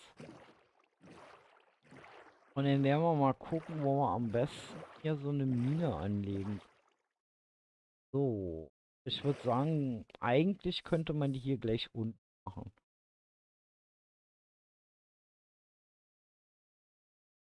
Könnte man da unten.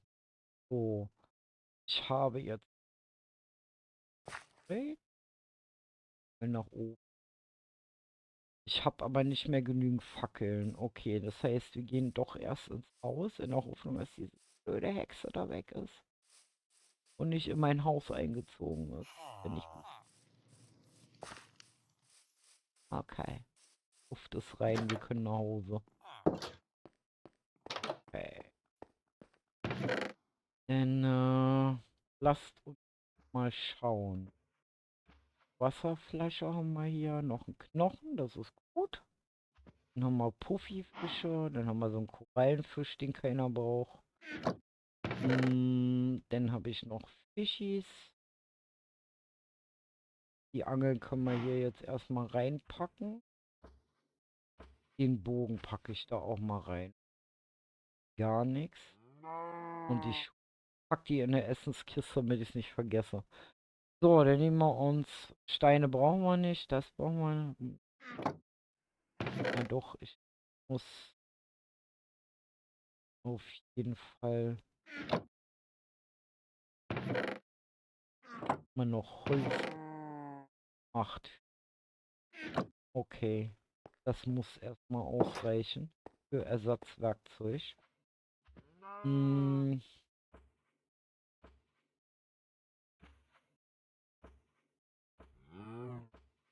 so, ich mache mir mal ein Stack Fackeln.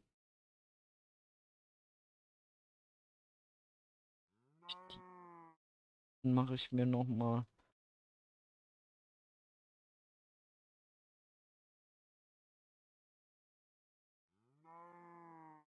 Und dann holen wir uns ein paar Steine, damit wir noch Werks machen können. Dann reichen eigentlich 13 Dinger, weil ich brauche notfalls noch mal eine Schaufel oder sowas. Du möchtest da rein. Ne, ja, dann geh. Wann nicht hier? Ja, du machst mich ganz irre. Dann geh doch hier durch. Ja, guck mal, hier ist das Bett. Ah, komm her. Hallo. Du, du stehst da falsch. Die sind so nervig. Dann gehe ich halt ins Bett. Mir egal. Baue ein Luftschiff. Ein Lebkuchenhaus für eine Hexe bauen. Ja, toll. Klasse Aufgaben. Ah. Gucci, du bist wieder zu gnädig. Okay, dann schauen wir mal. Ich würde sagen, wir bauen die Mine hier unten am Wasser. Weil da sind wir schon relativ weit unten.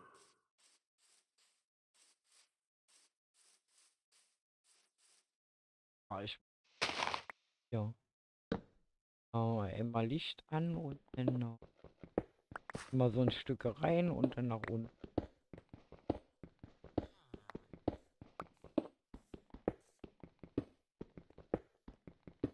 Oh, mal, das fängt schon wieder gut an. Okay, ich höre hier schon Zombies. Na, ist ja klasse. Okay. Wer hat den ganzen Kies hier hingestellt? So, und immer schön ausleuchten. Nicht vergessen. Ah, ja, ich hoffe, das war jetzt der letzte Kies. Also viel Kies braucht ja keiner. Okay, wir kriegen das. So, ich bin jetzt auf der Höhe 58.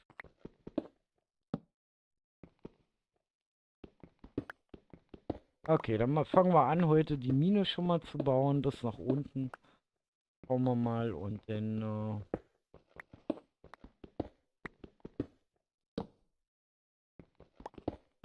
das kriegen wir schon. So, dann haben wir wenigstens noch einen Erfolg.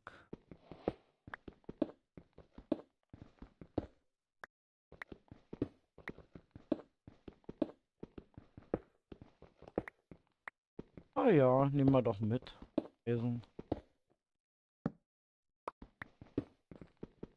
Da ist minus 58 runter. Und dann machen wir Strip Mining. Das ist die einfachste, sicherste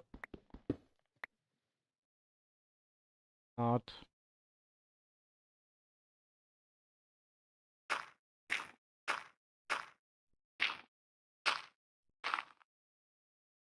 Ja, ernst.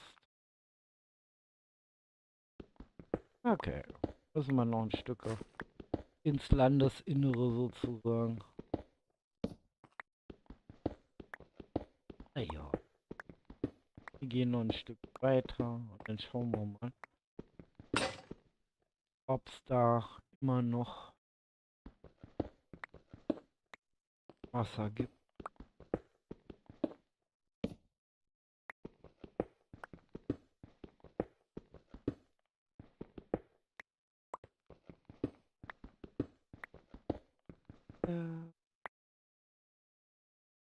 Ein Glashaus bauen. Digga, ich schreibe Niki eine große Bewerbung und sie geht genau danach offline. Ja, das kann passieren. Okay, darunter ist eine Höhle, da will ich jetzt aber noch nicht hin.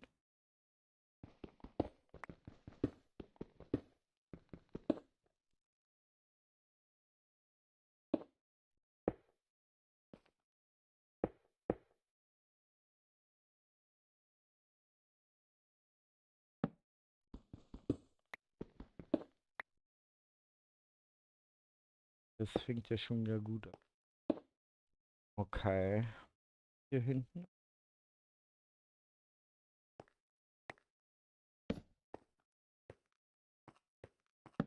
Dass wir hier noch böse Überraschungen erleben. Für eine Spinne. Gott. Da ist eine Spinne und ich hab. Das ist jetzt der Moment, wo ich sage, das ist jetzt blöd, wenn man jetzt keinen Bogen hat. So, okay. Weil mein Bogen ist leider noch nicht einsetzbar.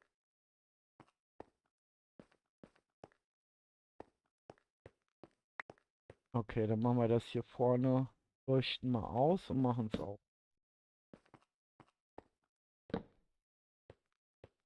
Weil das ist nicht.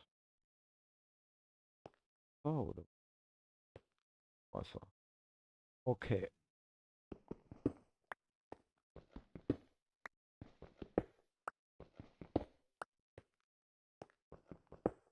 Okay, dann machen wir das hier nämlich auch zu, damit ich den Weg hier weitergehen kann.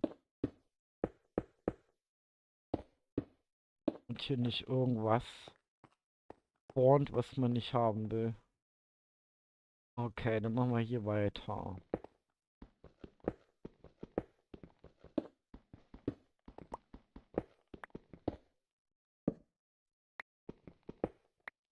Hallo Stina und Graf Rox, herzlich willkommen. Dankeschön, Dankeschön. Ein Stino-Raid, das freut mich. Also ich hoffe, dass ihr nicht auch dort rausfliegt. Einige haben heute arge Probleme, irgendwie den Stream zu gucken. Also ich bin jetzt gerade dabei, auf die sicherste Art und Weise nach Diamanten zu suchen. Weil ich hatte nämlich vorhin schon Hexenbesuch. Aber ich habe eine super geile Angel schon aus dem Wasser gezogen und einen Bogen, der allerdings ein bisschen kaputt war. Und ich hoffe, dass ich jetzt hier, während ich mich hier nach unten grabe, sozusagen, auch unter anderem Eisen und dergleichen finden kann. Ja, ich hoffe es mal.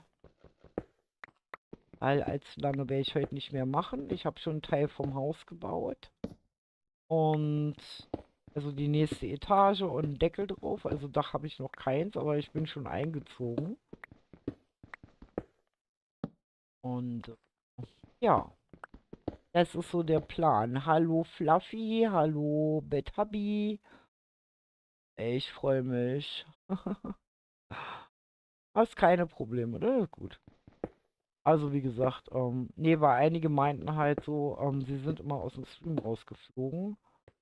Aber ich denke mal, das ist auch so ein Handyproblem oder wenn Werbung einsetzt. Ich muss mal gucken, dass ich die Werbung für den Stream zumindest ausschalte.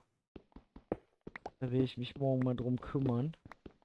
Och nee, nicht schon wieder Kies hier. Es nervt. Ich bin nicht drauf. So, ich werde auf jeden Fall so lange runtergehen, bis meine Fackeln alle sind. Und, ja.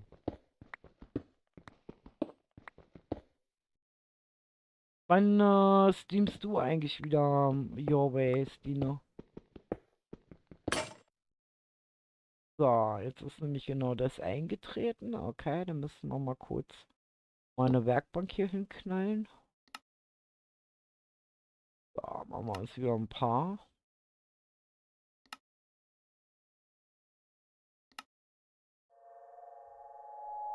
Okay, dann können wir die da wieder wegnehmen.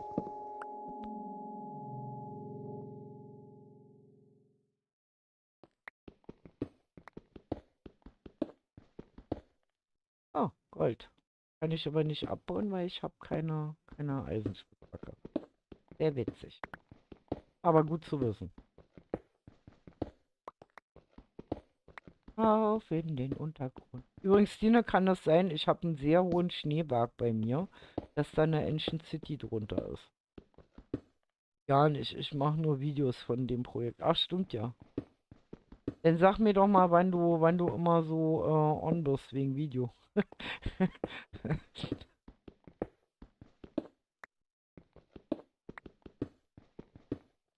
Das wäre ja schon mal so eine kleine Hilfe mit Planung und so.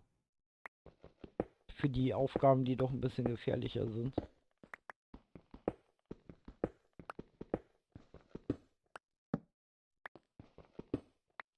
Könnte sein mit dem Berg. Ja, das ist ein sehr, sehr hoher Schneeberg da.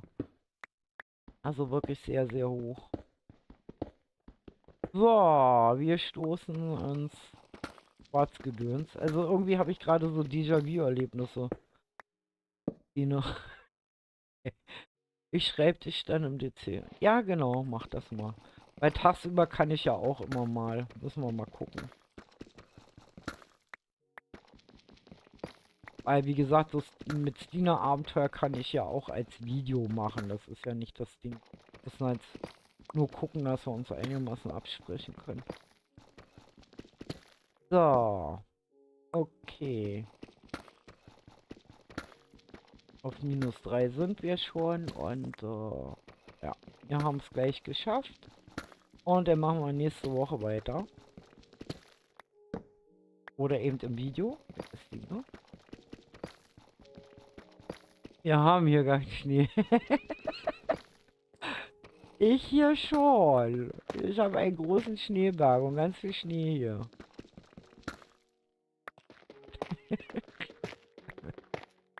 Pass auf die Spinnen auf. Ja, die eine habe ich da oben schon eingesperrt. Also wie gesagt, ich mache jetzt noch, bis ich auf Höhe 58 bin, den Fackeln. In der Hoffnung, dass jetzt hier nicht irgendwie eine Höhle kommt. Ich höre nämlich hier schon wieder eine Fledermaus. Ich will jetzt keine Höhle finden, sondern ich möchte hier in Ruhe meinen Gang buddeln. Wäre nett.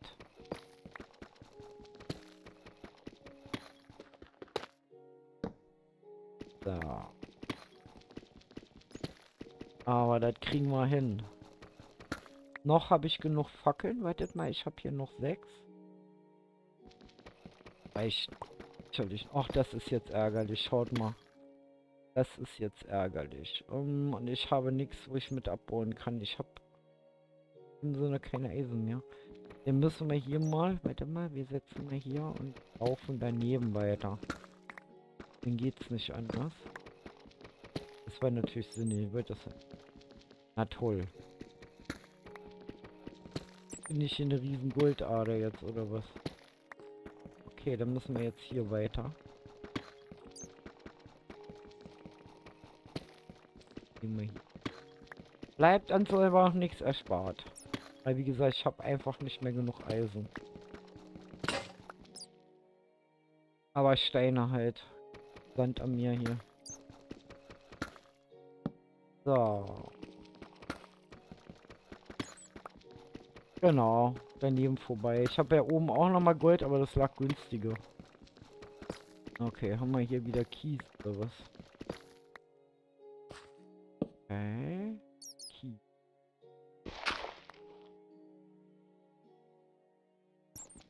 Naja, ich lasse mich überraschen. Ich hoffe, es ist gleich kaputt, aber das ist nicht weiter schlimm. Ich habe genug Material mit.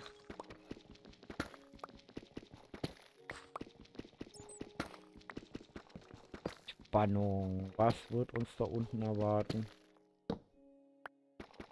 Noch mehr Steine. Also Kohle finde ich hier komischerweise mehr wie genug. Aber Eisen ist sehr, sehr wenig vorhanden. So, minus 24 sind wir schon. Also ein bisschen Vorbereitung. Eventuell bin ich morgen auf dem Server, weiß noch nicht, was ich dann mache. Eigentlich erstmal genug Essen farmen. Ja, Essen, wie gesagt, habe ich nicht so das Problem. Also ich habe einen Farmer, der sich liebevoll um den Kartoffelklau kümmert. Ich habe sehr viele Süßbeeren. Ich habe ganz viele Tiere, die bei mir frei rumlaufen. Also das ist nicht so das Problem, was ich habe. Eher so, dass ich überlegt habe, da größere Felder schon anzulegen.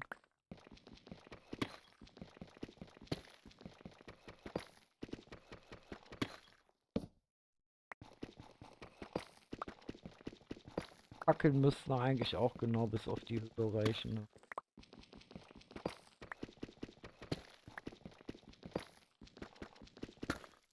Weil ich mache mal lieber mehr Fackeln als wenig.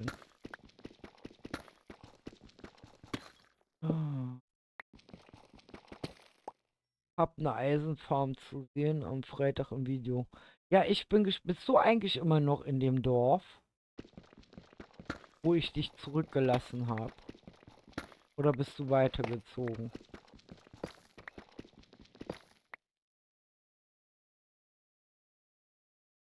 Meine Dorfis. Na, bei mir sind nur noch zwei. Mein Golem wurde vorhin auch gemolchmordet.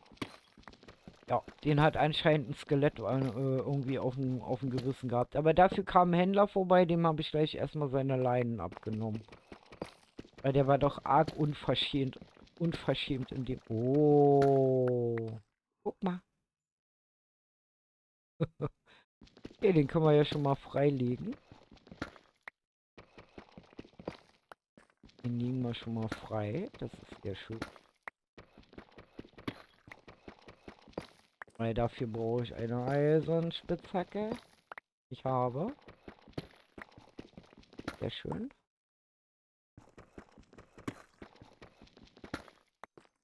Ah, toll. Okay.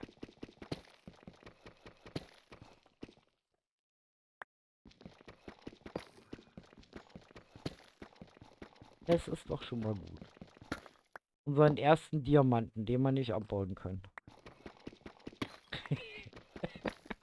Ist aber so, Stile, kennen wir doch. Ah, Sweat Pixel ging es uns ja nicht anders. Einer hatte dann schon die Eisenspitzhacke. Ja, ganz toll. Aber das macht nichts. Ich werde dann nochmal extra nach Eisen oder so gucken. Aber wie gesagt, mein Golem, den hat's leider. Och nö. Och nö. Nicht schon wieder Wasser. Das ist ja nervig.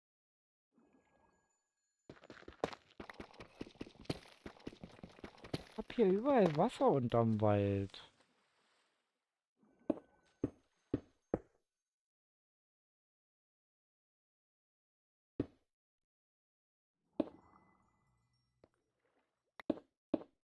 Nicht nett. So, gucken, ob er das hier irgendwie machen kann. Wasser davon nicht. Dann müssen wir halt ein Stück nochmal geradeaus laufen. Ja, nicht weiter dramatisch. Da hoffen wir, dass wir das Wasser hinter uns lassen. Aber warum jetzt hier Wasser ist, keine Ahnung. Ist nicht euer Ernst, oder? Okay, also machen wir einen neuen Knick. Knick-Knack. So, neuen Knick. Und versuchen hier unser Glück. Wir werden das schaffen, da unten hinzukommen.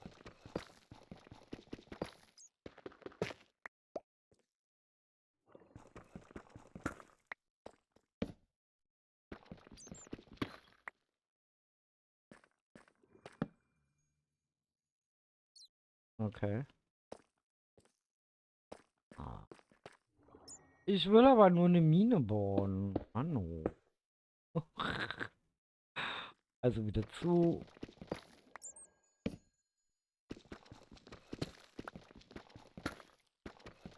Ich hasse Höhlen. Das ist mir in Hardcore einfach too much. Jetzt kriege ich nicht hin, das weiß ich. Also da ist einfach die Zeit, auch die Uhrzeit, sehr unpassend, weil da fange ich an, nämlich sehr unkonzentriert zu werden. Aber wir sind gleich auf der richtigen Höhe, das ist schon mal gut.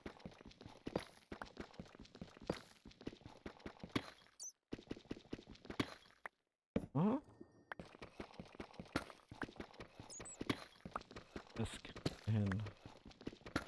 Ich wünsche euch eine gute Nacht, bin dann mal raus. Ja, schlaf schön. Gut, dass da keine Käfer rauskommen, wie bei Sweat Pixel. Hör bloß auf. Verabschiede mich und wünsche euch viel Erfolg. Ja, sammeln, aber bitte ohne Sterben. Ja, keine Panik. Ich mache einen auf Sicherheit. Alles gut, alles gut. Jetzt graben wir uns sowieso erstmal nur bis zu der Stelle, also auf die Höhe. Und dann werde ich den Stream Tatsache dann beenden und wir machen dann spannend nächste Woche weiter. Und schauen mal, was die Mine dann so an wunderschönen Dingen für uns parat hält, weil ich kann die ja eh nur abbauen, wenn ich eine Eisenspitzhacke habe. Ich habe jetzt, ich glaube, oben noch Eisen zu liegen, 2, 3 Stück. Und ja, so, ich guck mal, 56. Ich nehme mal an, 58 ist ja auch weiterhin die.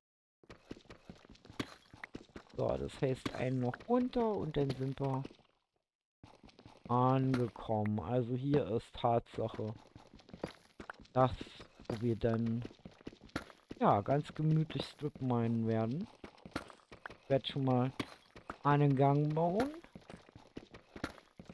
Einfach mal so ganz normal.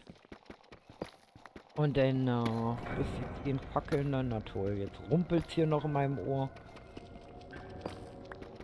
Es sind keine guten Geräusche, die mag ich gar nicht.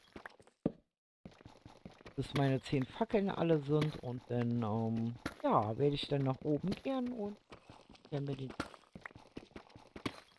und uns freuen auf morgen, weil morgen, wie gesagt, ist wieder Community-Server-Zeit.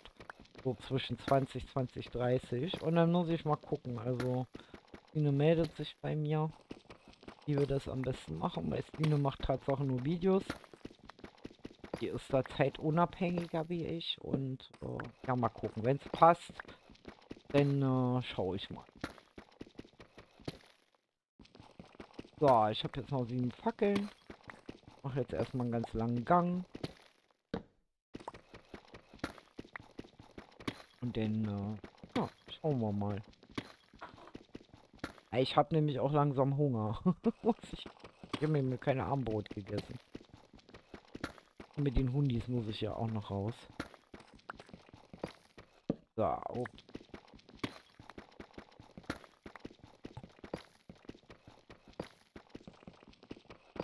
Wie gut, dass man hier nicht verglühen kann, wenn Lava kommt. Also, einen Hitzschlag kriegt. Oder verdurstet. Bei Sword Pixel hat es wirklich. Also, ich weiß nicht, was ich schwieriger finde. Sword Pixel, also Hardcore ist ja eigentlich nur dieses Harte dabei, dass wenn ich sterbe, aus dem Spiel ausscheide. Und bei Sword Pixel ist es so, ja, da ist die Härte im Grunde genommen, besteht darin, überhaupt am Leben zu bleiben, um. Was ist das? Ich jetzt eine. Oh, was sehe ich denn da? Schaut mal, was ich. Aha, kling, kling. Redstone. Ding, ding, ding, ding. Und ich habe keine Fackeln mehr. Aha, seht ihr? So, okay, bis zum Kling-Kling-Stein sind wir gekommen. Sehr schön. In der Hoffnung, dass hier nichts drin spawnt. Ich werde mal hier so eine von den Fackeln nehmen und werde die da mal hinsetzen. Wir haben ja noch Kohle. Wir haben ja noch Kohle. Wir haben noch Fackeln. Sehr schön. Ich habe noch einen ganzen Stack Fackeln. Sehr schön. Dann können wir ja den da wieder hinsetzen. Kalzit. Kalzit hätte ich natürlich auch für den Hausbau nehmen. So, jetzt muss ich mal sehen, dass ich mir hier so ein Ding hier noch hinbaue und das mal absichere. So, okay. Also unseren Tunnel hier mache. Mit so einem kleinen Eingang hier.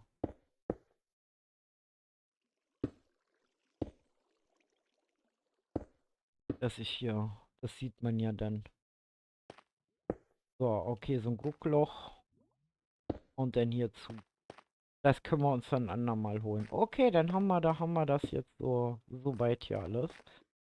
Das heißt, ich werde hier wieder zurückgehen. Dann haben wir nächstes Mal nämlich eine wundervolle Startposition. Mm, indem wir dann Tatsache uns Diamanten holen können, Strip Mining betreiben und allerhand Dinge noch entdecken können.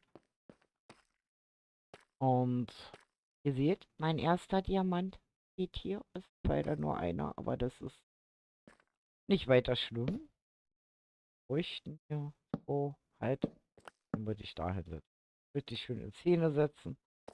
Und jetzt gehen wir wieder nach Hause und ja, bereiten uns jetzt darauf vor, dass wir alle schlafen gehen. So, hier gibt es noch Gold, also allerhand zu holen. Und ich bin gespannt, ob wir es nächstes Mal auch schaffen, genügend Eisen für einen Amboss zu finden, weil mir nützt ja ein zweiter Bogen nichts, wenn ich den dann nicht kombinieren kann. Wieso höre ich jetzt hier einen Zombie an meiner Wand? Da ist eine Höhle neben. Okay. Hüppeln wir mal wieder raus. Es ist 12 Uhr, das heißt, wir können hier gefahrlos nach oben laufen. Gut. Fluffy sagt auch schon gute Nacht. Oh, ich renne jetzt nur noch bis zu meinem Haus und ja, haben wir im Grunde genommen den nächsten Tag in Your Way überlebt. Meinem wunderschönen, ohne Dach noch. Der sucht immer noch seine Kamele hier, seine Lamas. Tut mir sehr leid, aber die, ja. Okay, gut. Dann räumen wir noch kurz euren Zeugs weg und haben wir schon ganz viel von dem Zeug. Dann haben wir Uff, haben wir noch Kies von dem Zeug. Dann haben wir hier noch was von, da noch was. Das ist auch wieder noch anderes Zeug. Das, das. Haben wir noch ein bisschen Diorit. Mal hier mal hin. So, da hinsetzen. Dann haben wir noch Andesit. Haben wir hier noch Schwarzzeugs. Und Granit haben wir auch noch. Okay. Wo ist denn die Feuersteine? Feuersteine sind hier. Okay, also ich scheine das als einziges Eisen und das Eisen in der Tasche zu haben. Weil hier sind nur noch Steine. Okay, gut, also Eisen haben wir keins. Wir brauchen unbedingt Eisen. Ne? Das ist ganz wichtig. Nächste Folge. Ja, ich würde mal sagen, der Tag war relativ erfolgreich und ich schicke euch jetzt in die Nacht. Ich kann ja mal gucken. Ob noch irgendjemand da ist. Ich weiß es nicht. Ich habe keine Ahnung. Mal schauen. Weiterleitung. Wer noch da ist. Die Ratte ist noch da und Snake ist noch da. Also Crafters Life. Ich würde sagen, wir gehen zu Snake. Was haltet ihr da? Ich schicke euch jetzt zu Snakey weiter. Bestellt ihm einen schönen Gruß und kommt gut durch die Nacht und schlaft schön. Und wir sehen uns morgen Abend zwischen 20:30 dann wieder auf dem Community-Server, weil wir haben ja da auch noch Großes vor. Also wenn das Abenteuer da vorbei ist, das heißt wieder zu Hause bin, werde ich anfangen, meine Base zu bauen. Auch ein Mega-Projekt. Und ja, lasst euch einfach überraschen, welches Thema ich gewählt habe und was ich bauen werde. Und ja, das war's. Tschüss und danke für eure Abos, Likes und Mitgliedschaften und bis morgen. Eure Bubu.